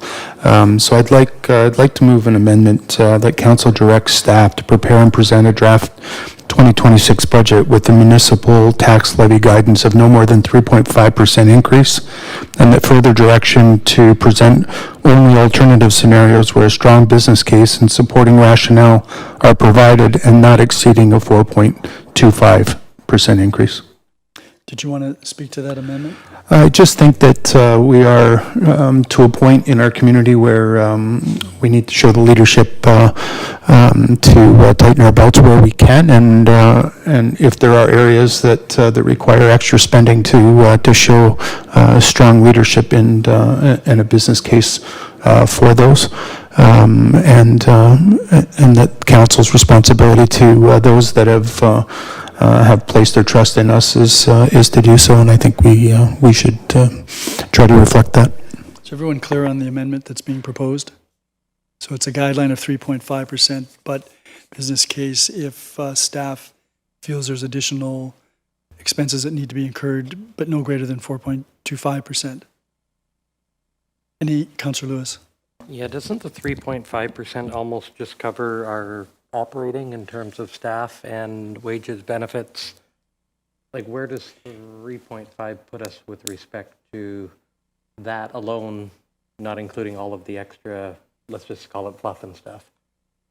And the reason I ask is, are we, by saying a 3.5, which I'm not against, putting ourselves in a position where we know we're looking at potentially slightly higher than 3.5? So the discussions I've had with staff would indicate that they need to be focusing on 3.5. The report itself indicates that last year's projected increase would be significantly higher than that, but there are opportunities where staff can reduce what had been anticipated last year. There are some challenges with respect to that, and I would expect that staff will provide us with their advice with respect to what 3.5% means and what the impacts will be if we were to stick with 3.5%, what the impacts would be in terms of services and in terms of capital allocations. And if we decide that 3.5% is going to detrimentally affect the service levels or the allocations to capital, we have the ability to deal with that as well. Okay, and that makes total sense. And then questions related to this can be asked after we deal with the amendment as well, correct? To the whole package? Yeah. Okay. I'll hold for that part. Okay. Councillor Noyes? Thank you, Mayor Redekop. So this 3.5 target is basically just a target. We hope to meet it, but there may be other challenges that preclude us from getting to that 3.5. We ultimately establish the budget. We're giving staff some direction as to what we would like them to target. The other comment I have is in regards to the revenue. I know every year we look at grants and we look at different areas, and I'm just looking at the revenues, and we're looking at decreases in a lot of the stuff that we normally have, everything from planning and building permits to grant revenue to tax adjustments to bank investment income, that there's going to be a decrease. But what I don't see in here is that if our investments are getting less because the rates are going down or up, isn't the opposite also true? In terms of what we borrow? Yeah. Well, those rates would have been established at the time that we borrowed the money. But don't we borrow money every year? Not unless we have a debenture. Mr. Jansen? Yeah, this is a case where we're fortunate to have a very healthy debt to reserve ratio, where our reserve balances and the funds we have for cash flow needs and long-term needs are higher. So we are subject to, in any year, we are looking to reasonably and somewhat more aggressively make sure that the revenues we expect are being budgeted so as to minimize the tax revenues. So in this case, yeah, we are more at risk or impacted by lower rates due to the ratios that we have between liabilities and assets. Thank you. Okay, anyone else to the amendment? Councillor Christensen. I have some concerns about the limited direction. I understand the need to be as prudent as possible, and I understand the response to Councillor Lewis's request for clarification around the 3.5. I'd like to get a bit more clarification on the upper end. If pushed, we will only go up to 4.25, and I'm just a little concerned if, the situation that Councillor Noyes fears and some of the other challenges, I'm concerned that we will box ourselves. So we establish what the eventual budget looks like. Yeah. And if we're not satisfied that a certain amount of revenue is going to be adequate for us to continue to provide the service levels we think are appropriate, or to allocate funding to the capital projects that we feel are necessary in order to maintain our asset management, we have the ability as a council to determine what the budget increase will be for operating, for capital, for the agencies that we fund. So we're not going to be boxing ourselves in, but what we are doing, in my view, is providing staff with some direction. Here's what we're asking them to do. What are the impacts of that? And then we would consider what we need to do. Okay. All right, then I would sort of suggest that in consideration of the amendment and the numbers, and the proviso that it be a strong business case in order to meet the upper level that's been proposed in the amendment, I would just like to comment that included in a strong business case is a very clear analysis that at least I consider sort of service levels ultimately to be preeminent to ensure the health of the town. I'm confident that would be part of whatever we receive from staff. I'm just putting it out there. You look nervous. Me? No. Okay, if there are no other questions, I'm going to call the question on the amendment. All those in favor of the amendment, that is carried. Councillor Flagg, you still have the floor if you wanted. Councillor Lewis, back to you. Thank you. I have a question, and I know I've asked in the past. Can I just have clarity? We send out the bill, which includes the tax bill, and that follows a provincial form or format. We can't change what's on the bill, but we do mail it out.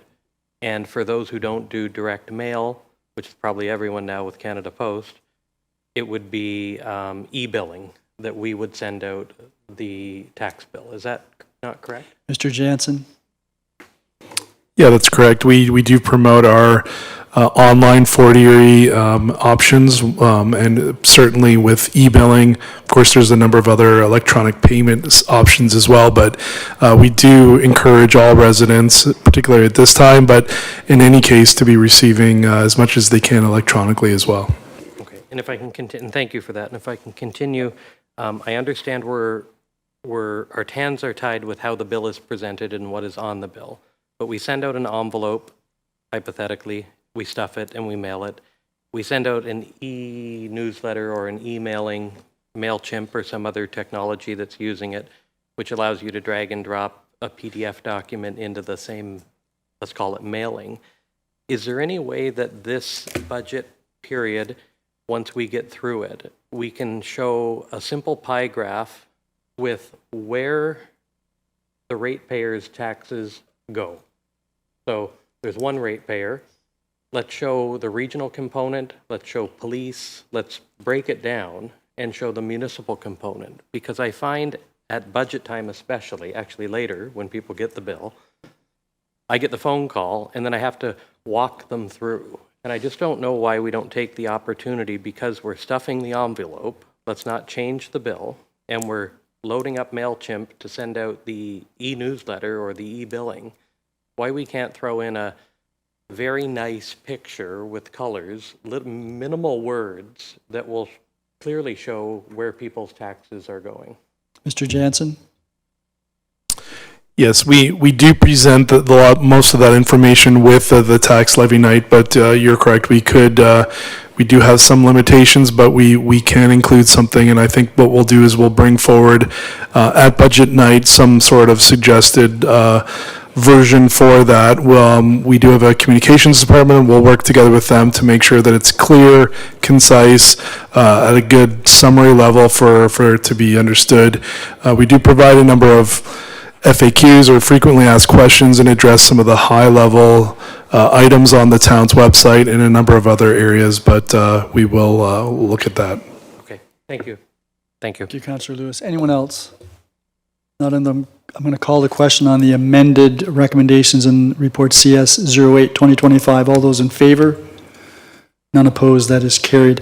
That takes us to CS 09-2025. Can I have a mover? Councillor Flagg. Are there any questions or comments with respect to the adjustments, rebates under Sections 357 and 358? If not, all those in favor of the recommendations?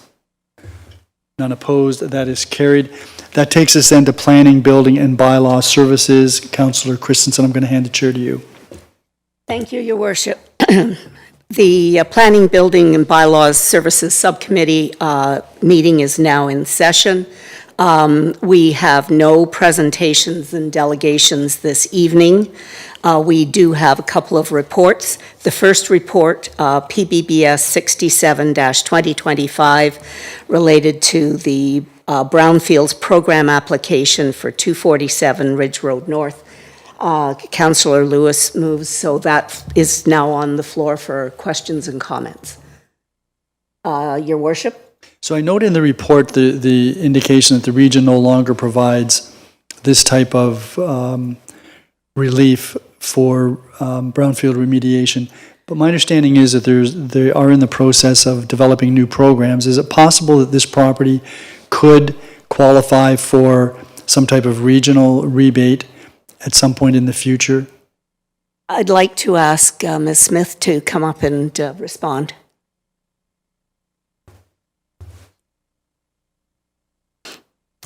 Through you, Madam Chair, to Your Worship, it is possible that they could qualify.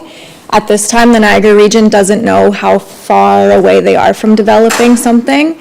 That would be something I'd have to follow up with the region to see if it could be applied in the event that this were approved this evening. Thank you. Councillor Noyes. Thank you, Councillor Christensen. My question is also about grants. And I can remember I went to an AMO conference a few years ago, and they were talking about grants for brownfield development and things like that. Have we looked, I think we probably have. Are there any provincial grants that the owner could apply for? Through you, Madam Chair, to Councillor Noyes. To my knowledge, there are no other provincial grants that they would be able to apply for. Okay, thank you. If I can continue, I guess, I know I am. I would imagine a lot of the council is keen on improving brownfields so they're no longer brownfields. And I'm not necessarily against that, and I understand the program and stuff tries to get us to that point.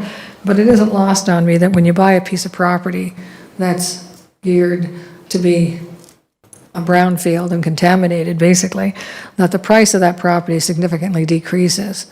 So I think, and I would imagine we've taken that into consideration when we talked about the rebate and the percentages. That's all. Thank you.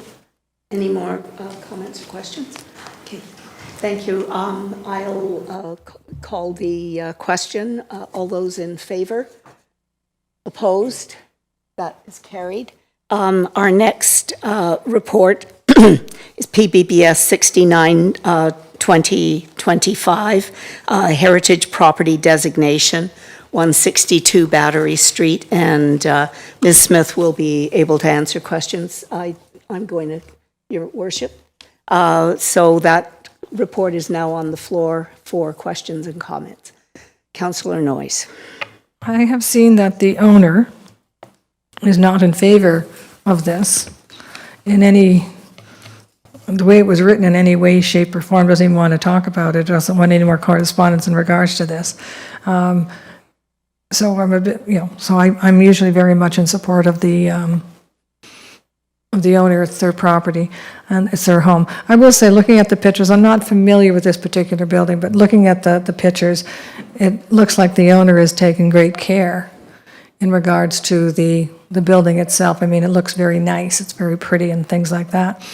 And then when I look at the heritage report, the archaeological, the big report that we have here, and I'm going down, I think it's page 19. Most of page 19. Trying to get down to the page that is on, where it basically says yes or no, whether it meets the criteria. What page is that on? I thought it was 19, but it's not. And, okay, here it is. It's on page 19. I don't know why I couldn't see it the first time. Anyway, the majority of the answers to this are no. That it doesn't, the design and value or physical value because it displays a high degree of craftsmanship or artistic values, no. The property has deep value and physical value because of it just is a no. There's only 2 yeses, and most of the things are no, no, no, no, no. And one of the cultural parts of it, and I'm not trying to, I know this might come out wrong, but one of the things is that, okay, this guy used to work for the custom brokerage. One of the owners used to work on the railroad. I think one of the owners did something else. Okay. I don't see how this improves. You form it in a question, Councillor. Yeah, I can make a statement too, but I don't know how this is cultural. I mean, the house is nice, it's pretty. I'll give you that, and it has some features. But the fact that the people who owned it worked somewhere, I don't hold a lot of value in regards to designating something historic because somebody had a job at the time. And that's minimizing it. The other thing too is I'm looking at a lot of the requirements, or not requirements, the attributes themselves would really preclude that individual from doing a lot of energy refits or improvements to the house itself. The porch, the balcony, the windows, those are just 3 that I can recall, the sashes or whatever. If they need repair or replacement, or if they want to make them energy efficient, they're not going to be able to do it if they're designated. I'm not going to support the designation, number one, because the owner doesn't want it. And number 2, I don't see this as being all that culturally significant in regard to now. I know in one place it says that it's unique. It is probably a unique structure with the Queen Anne, but there's a lot of buildings that are unique. It's not rare in Ontario, and it's not rare in Fort Erie, but it is unique because of the different shapes and sizes and turrets and all that. But I'm not going to tie the owner's hands to very, very extremely costly repairs if something goes wrong with say the balcony, the front porch, the windows. I'm not going to hold them to that because then they would need a special person who's trained in restoring this. So I'm not in support of this for those reasons. Thank you. Are there other comments, questions? Councillor Lewis. Yeah, just a couple of questions. And thankfully there was only one of these tonight, so it was a little bit easier to go through than some of the previous ones. I just have, one of the questions would be, and maybe you can help answer this one, is what is the process for ensuring historical accuracy in the ARA reports? Through you, Madam Chair, to Councillor Lewis, these reports, the town hasn't contracted any sort of alternative individual to do a heritage assessment on these. We rely on the committee to review the reports.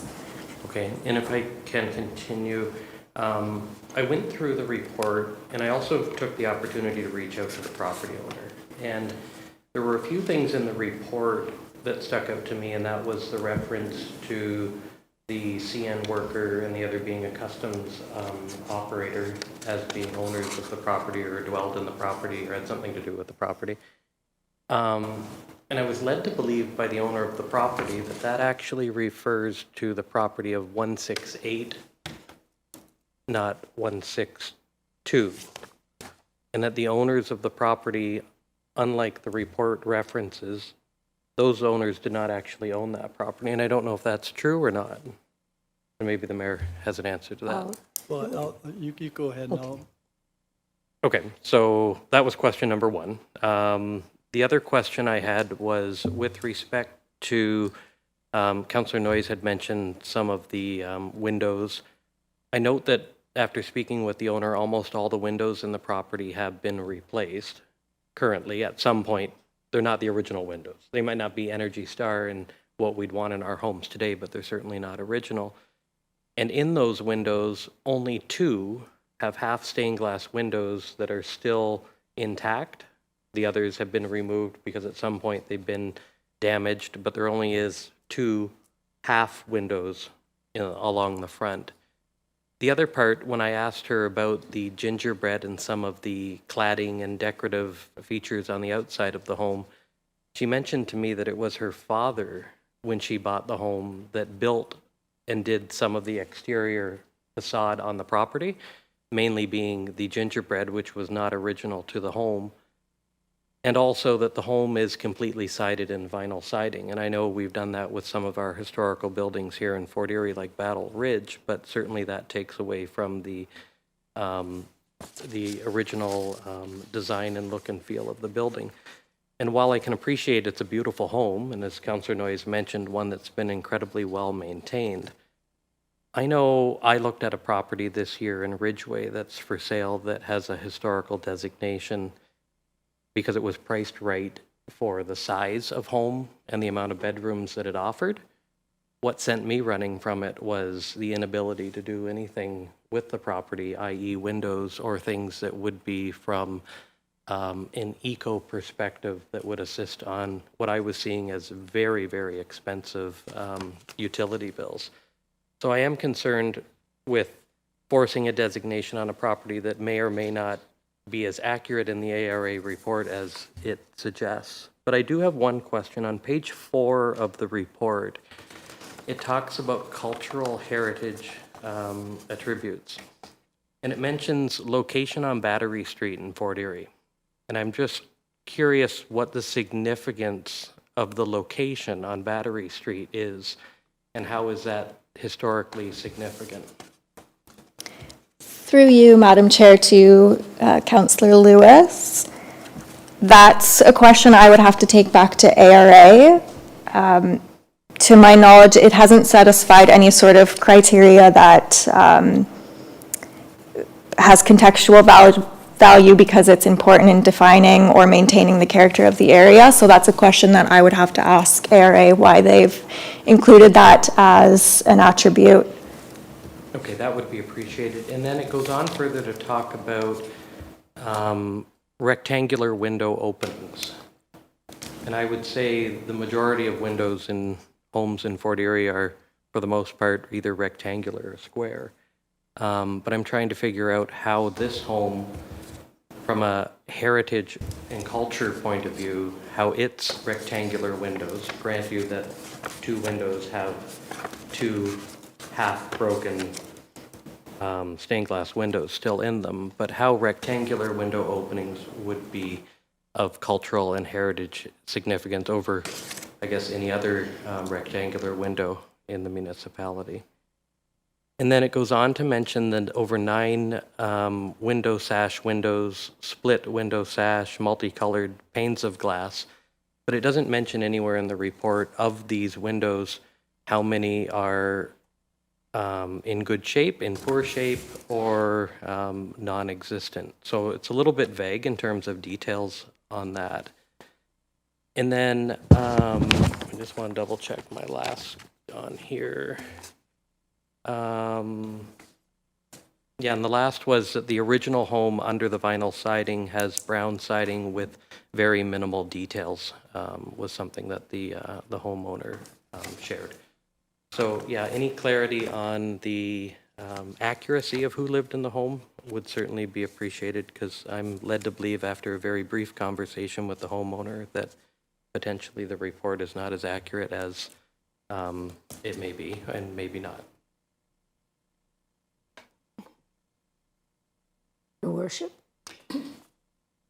Yeah, if this is going to be deferred, which I think it should be because there's additional information that sounds like we need to get, but there is a detailed title search listed on page 17 of the ARA report. So it's clear who the owners were, and it's clear that two families have owned this property since 1888, Schreier and now Arbor. Dougal married a Schreier, so same family. So the owner is not completely accurate on that, because Schreier and Dougal are the people. Schreier was the customs official. Dougal was not only an employee of the railroad, but he was also the president of the Board of Trade here, the president of the Y. He was a member of the public school board. So there are some historical connections there, but there are some legitimate questions that have been raised with respect to exactly what is, it's not even clear to me what the actual designated features would be. And I think, in fairness to the owner, without knowing what those actual features are, it's difficult to want to get on board of something that the municipality wishes. So I'm going to suggest that we should defer this to the next committee meeting, which would be in November, and that's November the 3rd? November the 3rd, so that we can get some additional information from ARA with respect to the issues that Councillor Lewis has raised, concerns about any concerns that Councillor Noyes may have raised, and to get some accurate information, because I happen to know the owner very well, and I know that the whole house hasn't been sided, the front has not yet been sided. There are some other issues about windows, and so I think it would be prudent for us to defer this before we make a decision. And so I'm going to move that we defer it to November the 3rd. We have to second that. Not in committee. Okay. So that report has been deferred. Well, we have to vote on it. Oh, sorry. Okay. All right. All in favor of deferring the report? All those opposed? That deferral is defeated. Okay, then I still have the floor, Chair. So I think that we need to determine whether we're going to just talk the talk about preserving our history and heritage, or whether we're going to walk the walk. And, you know, we have in our new official plan provisions with respect to preserving history and heritage of this community. We have adopted as part of our strategic plan, protecting and preserving our history and heritage. There can be, for sure, discussion and debate about whether or not a property meets certain standards or doesn't meet certain standards. There only need to be, according to the Heritage Act, there only need to be 2 of those criteria that have been outlined that need to be met in order for a house to qualify. And it may be that we need to consider whether we need someone differently to provide us with information relative to the historical or heritage value of properties. It may be that we have to look at a different strategy in how we try to promote the history and the heritage. Maybe we give up designating properties. Maybe we go back to the point where we were before. Somebody says, no, I don't want to protect, I don't want to have a designation. We just say, okay, thank you very much. That to me doesn't make any sense, because if we don't take the initiative, it's not going to work. And some of the property owners say, well, you can't tell me what to do with my property. That's all well and good, except we tell people every day what they can do with their property. We tell them what uses they can make of their property. We tell them whether they can cut down trees on their property. We tell them whether they have to clean up their property. There's just a plethora of things that we tell people what they can and can't do with their property. Councillor Dubanow pointed out last meeting, I think, that when it comes to natural environment designations, we tell people what they can do with their property because of that. So I'm a little concerned that we need to make sure that we are solid on the properties that we decide to designate. I'm not persuaded that we need to necessarily always have the property owner's approval, although I would agree that that's preferable, and I would agree that staff should try to get their consent. But, if this, I'm going to support this. It sounds like the majority of council is not, but I'm going to support this simply because of the principle. I know how the owner feels. I know that she's very much opposed to this, and it may be that if we had better information, that would help us, at least help me to determine exactly what those protected features should be. That's not here, but I'm a little disappointed as to where we are with this, and I think we need to do some more work in defining what preserving history and heritage means to our community, how we go about doing that, and if we're not going to be full bore on that, what are the alternatives that we might consider? Are there things that we can do in terms of putting plaques up on properties? The owner doesn't want it to be designated. Can we at least put a plaque up on a property highlighting some of the historical significance? So those are a variety of things that I think we need to look at, and I guess I'll raise that during the next strategic planning session on whatever this strategic goal is, which I think is coming up in November. Thank you. So, Councillor Noyes, yes. Thank you, and I can appreciate where Mayor Redekop's coming from. And, again, I'm very strongly in support of the owner's preference in most of the cases. But one of the things that bothers me about many of these reports is that there's so many errors in it. This isn't the first one. I can, not off the top of my head, but I can remember there's several that they get the report. Some haven't even come to council yet, but the owner has shown it to me and reviewed it with me, and they're just wrong. The information is just wrong. And then there seems to be an exaggeration in regards to the attributes.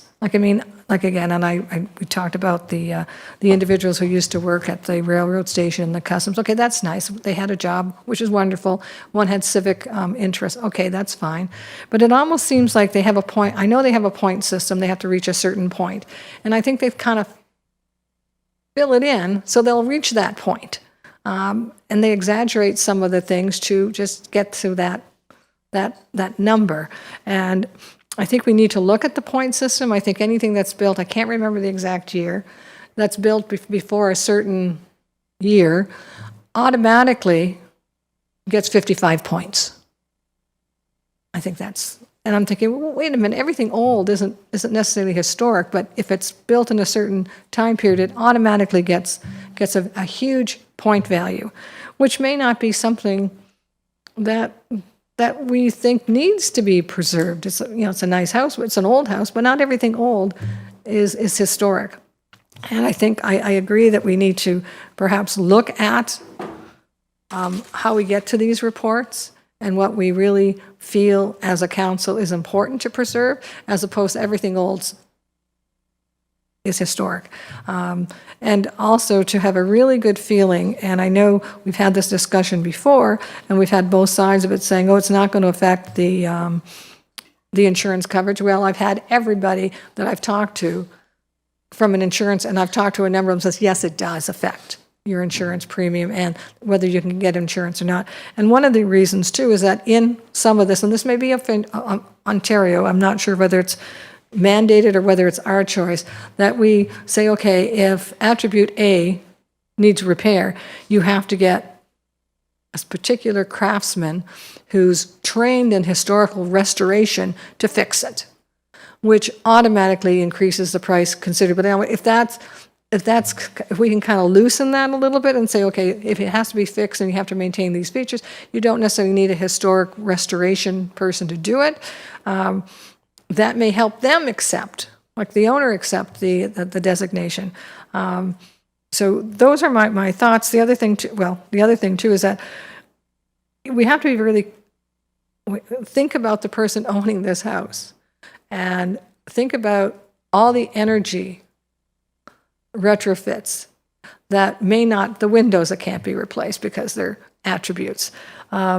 And all the climate change, that we keep talking about climate change and energy conservation, but we're kind of telling these people, yeah, it's important to us, and we have, that's on our strategic plan too, but when it comes to your house, well, you know, we're gonna bypass that because the windows are really important. They're one of the attributes that get you 10 points. So I think you need to look at the whole picture and the finances too. I know we're giving them 500 and we'll split to 5,000. I know that. And I'm not going to be supporting that we give them more money because I don't think that's fair to the rest of the homeowners in Fort Erie. So those are my concerns, but I am glad that perhaps at this point we're going to actually look at the whole program itself. Thank you. Councillor Lewis. Thank you. Just a couple of comments, not to belabor the issue, but I think the mayor's raised some very good points in terms of let's take a step back, let's look at this. We've not designated certain properties, and maybe in those properties we should have asked them if they would be happy with just a plaque that acknowledges the heritage building they're in. I work in a heritage building that is not designated, but it has the plaque out front. People comment on it, people see it, people like it. I think there are ways that we can do things where we're still meeting the target of preserving our heritage, cultural heritage. But when it comes down to heritage versus environmental, I don't even think we can compare the two. Like, it's nice to have heritage and culture be recognized, but to not acknowledge the environmental side of things, there's a far bigger price at the end of the day over not doing that, as opposed to putting a plaque on someone's house that says, I can't change windows to make them energy efficient. And while I appreciate that the people that lived in this home were contributing members of the community at the time, there's been contributing members to the community in all corners of our community, but we don't recognize that. So I'm glad we're having another look at it. I'm all for preserving heritage, but I think we have to really take a step back, maybe look at this and figure out where we're going. This report in itself and the last one that we said no to because the features that it was talking about weren't even features that were on the building, I believe that was a $5,000 or $6,000 report that we paid for. And we're getting reports back that, I'll admit, some of them I've looked through and gone, oh, that's neat, sounds interesting. I don't know if it's actually true or historically true, and I know the mayor's made comments in the past, and I agree with him, that with new people coming into our town, which is a good thing, with new staff coming on to staff complement that don't have the historical context of the community, it's important that we get that right. Totally agree. And I think on this, we probably have more to agree on than we have to disagree on. But I don't think there's anything wrong in saying, whoa, we've been doing this for a while. Where are we going with it? And is this where we need to be? So those are my only comments. Are there any further comments? All right, then I will call the question. All those in favor of the recommendations? All those opposed? The recommendation is... okay. Thank you. Thank you. And thank you for that discussion. Excuse me. The next item is new business and inquiries. Do we have any new business inquiries? Councillor Noyes.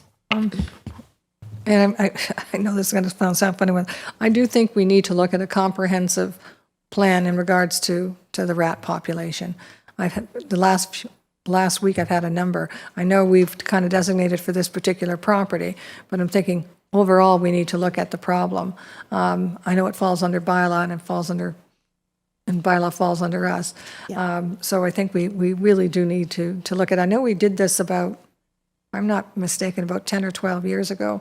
We had a huge rat problem in Crystal Beach following a development there. So I think we perhaps need to look at this and be very proactive.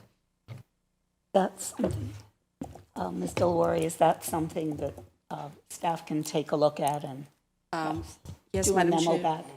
Yes, Madam Chair, we would bring that, but we had brought a report, I believe it was last year, and when we started the rodent control program as well. So I think it's already in place, but we can get an update for council. Thank you. Thank you. Are there any other new business or inquiries? No? So the business status report is in front of you. Are there any questions, Your Worship? Yeah, on the business status report, it said forecasted reports and bylaws, and it talks about, for the November 3rd meeting, 2649 Stevensville Road zoning bylaw amendment and draft plan of subdivision. That's a report, I take it, because I don't think we've received the recommendation report yet, have we? Madam Chair, through you to His Worship, no, council hasn't received a recommendation report, so this would be the recommendation report. Okay, thank you. Any more questions? No? All right. That being said, the planning bylaw and planning building bylaw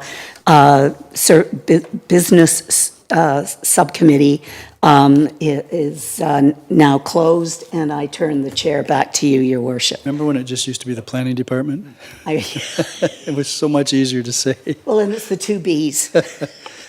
Thank you very much, Councillor Christensen. That takes us to Infrastructure Services, Councillor Lewis. Thank you, Your Worship. Infrastructure Services is now in session. We have no presentations or delegations tonight. We do have one report, 10.2.1 IS 2025 short-term rentals parking in Crystal Beach pilot project. If someone, Your Worship, moved, not to be confused with Erie Road parking lot. Are there any questions or comments? Councillor Noyes. Thank you, Councillor Lewis.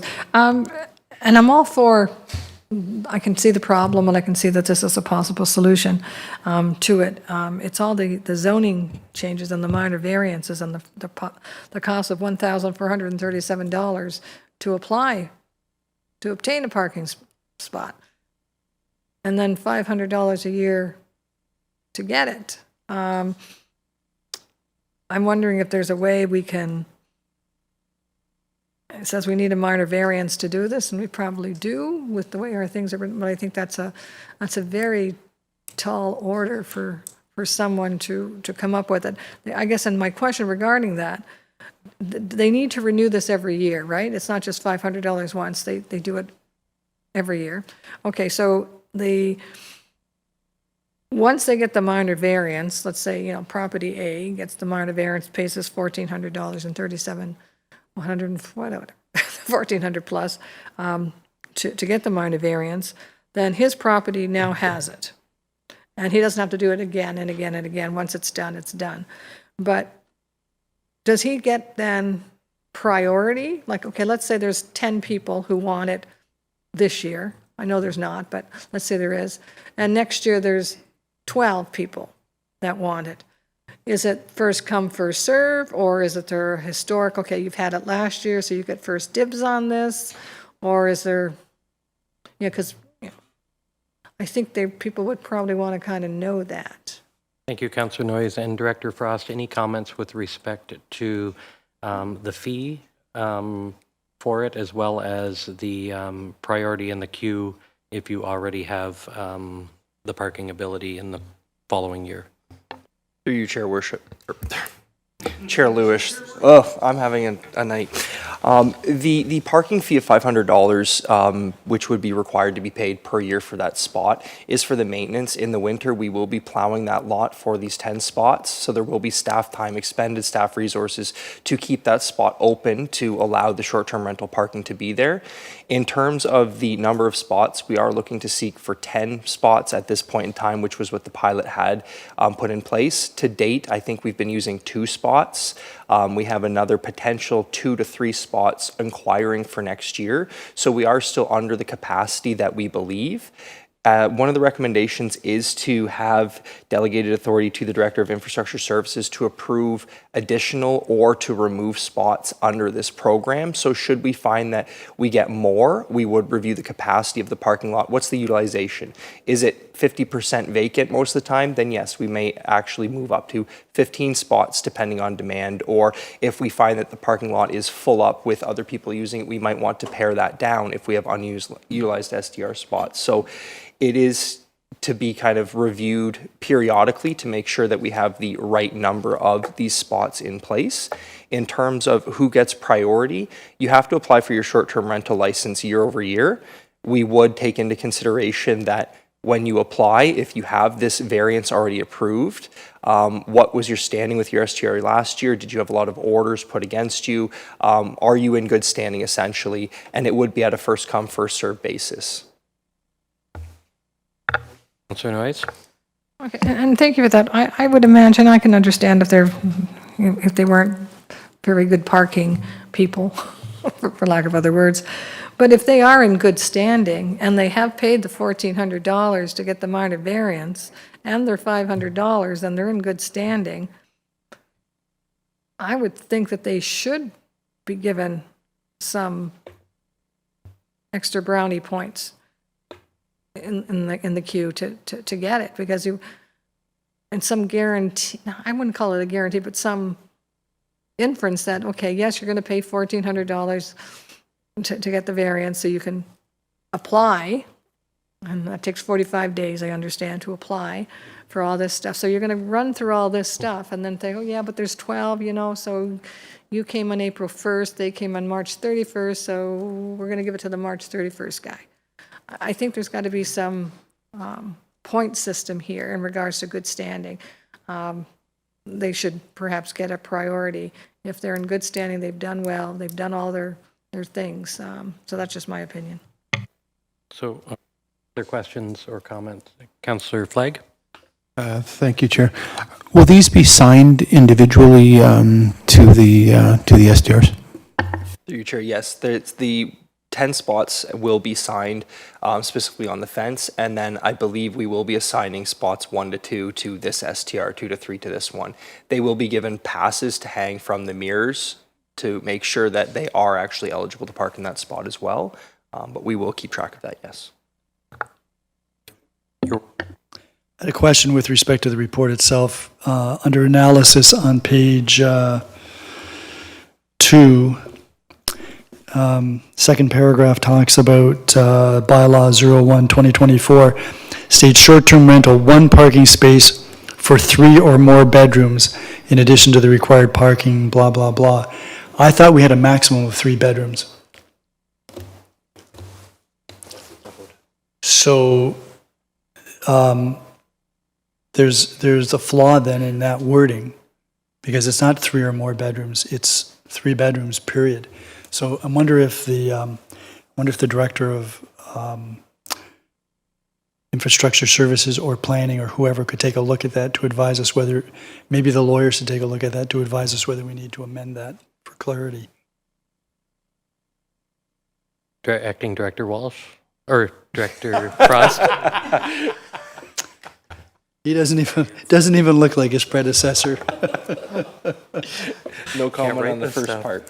Through your chair, I think regardless what the wording states here about the number of spots that they are required, that's where the minor variance would come in, speaking to this is the number of units you're proposing, this is the number of spots you require, and that will be the number of spots that they will be permitted to have through this short-term rental parking agreement. We can revise the language here, but I think it's immaterial to the actual goal of what we're asking for by updating the parking bylaw to allow this to be under a permanent basis. Your worship. I just think we need to make sure that that's crystal clear. Understood. Anything further? Councillor Noyes. Yeah, and just regard the 10 spots, and I know that we don't have 10 spots yet, I guess, but if we do, but let's say there's only 6 spots, you're only going to sign the ones that are already spoken for. You're not just going to automatically put up 10 spots when perhaps there's only 6 that are needed. Through you, Chair. I can clarify. I know the BIA was consulted, and they were okay with the 10 spots being put on the south side of that parking lot, not on the north, because they felt that would interfere with business parking. But there were no concerns from the BIA for having more spots than what was currently required. I don't know if you want to add anything further, Director? Yeah, through you, Chair, thank you. I would just state that based on staff's experience, the parking lot is underutilized. There is still a lot of capacity in that parking lot. So if we sign 10, we don't anticipate it would create a capacity issue for others willing to park. But it is something that once we put the signs in, we can monitor that just to make sure. Okay, thank you. Any other questions from council before I go with the one that I still have remaining? Seeing none.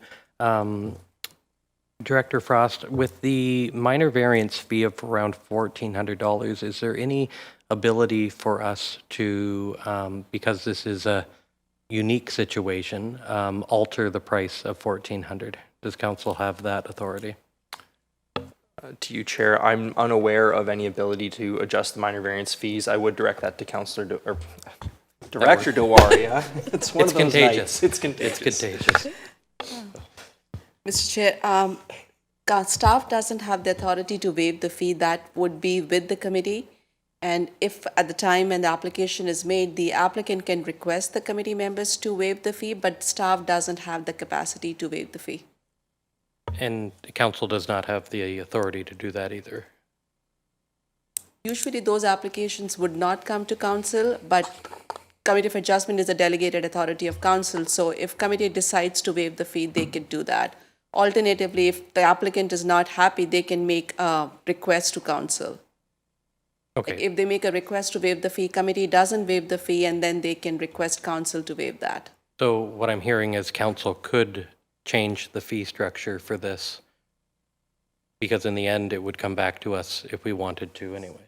If I may, if council wishes to amend the fee structure for short-term rental specifically, we could do that as part of the yearly review when we do our user fee. We could include a different fee for short-term rental. Okay, and that would be done at what time in the year? That would be done at the budget time. Okay. So if this passes tonight, this could still come up for conversation during budget. Okay, thank you. Any other questions or comments? Seeing none, all those in favor? None opposed, that carries. Any questions of new business or inquiries from members?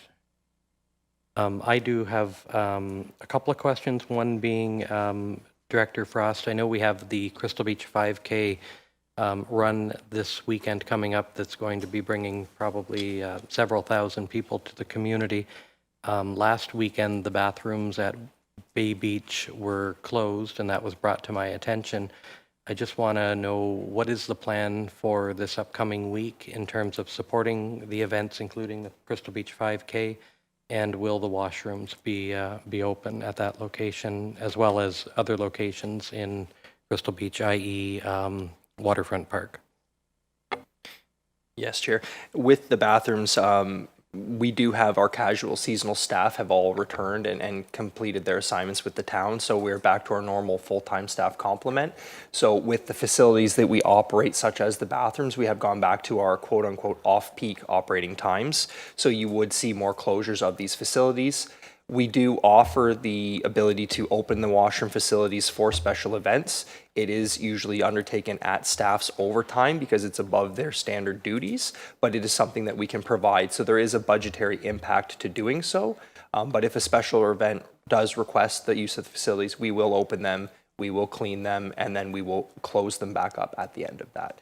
If the washroom facilities are requested to be open earlier and open later at the shoulder seasons, i.e. spring and fall, that would be something that would need to be carried through the operating budget for 2026 to look at what are the implications and costs of doing such activity. Thank you, and I can appreciate the response in terms of budget, and I think that's part of a larger discussion. But in terms of the bathrooms for this weekend, how is the Crystal Beach 5K and the events taking place this weekend and subsequent weekends being supported? I have not personally reviewed that application for the events, but it is something that staff can take back to make sure that those facilities are operational for the events. Okay, thank you for your clarity. I know I'll speak with the CAO off the record on this, and certainly something that I'll be bringing up during budget as well. Any other questions or comments under new business?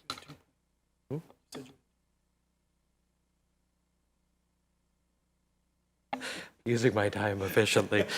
Any other questions or comments from council? Seeing none, business status report. Does anyone have any questions or comments with respect to that? Seeing none, I will turn the chair back over to you, Your Worship. Thanks very much, Councillor Lewis. That takes us to Corporate and Community Services. Councillor Flagg. Thank you, Your Worship. Corporate and Community Services now in session. No presentations or delegations this evening. We do have one report, and I will call on Directoro Administrativo de la Ciudad de Fort Erie, Chris McQueen. Should we put this on the floor? Yeah, we could do that. Thanks. Yeah, one of them. You got somebody?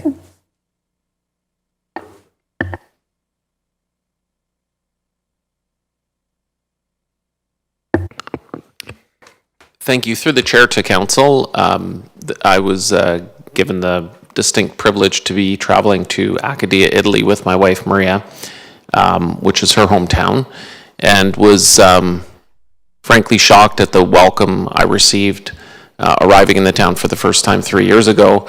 As a resident or an affiliation to the town of Fort Erie, as I mentioned, my wife grew up there, but it was interesting to go through the town and see the number of last names that were quite familiar to Fort Erie, and was surprised at the number of people who approached me in the town who had either been to Fort Erie, knew people in Fort Erie, and in fact, we bumped into people who were residents of Fort Erie while we were there, only to find out from many of the people that Acadia was the hometown of many Fort Erie residents who came, have family histories, continue to have cultural and historical links to the community.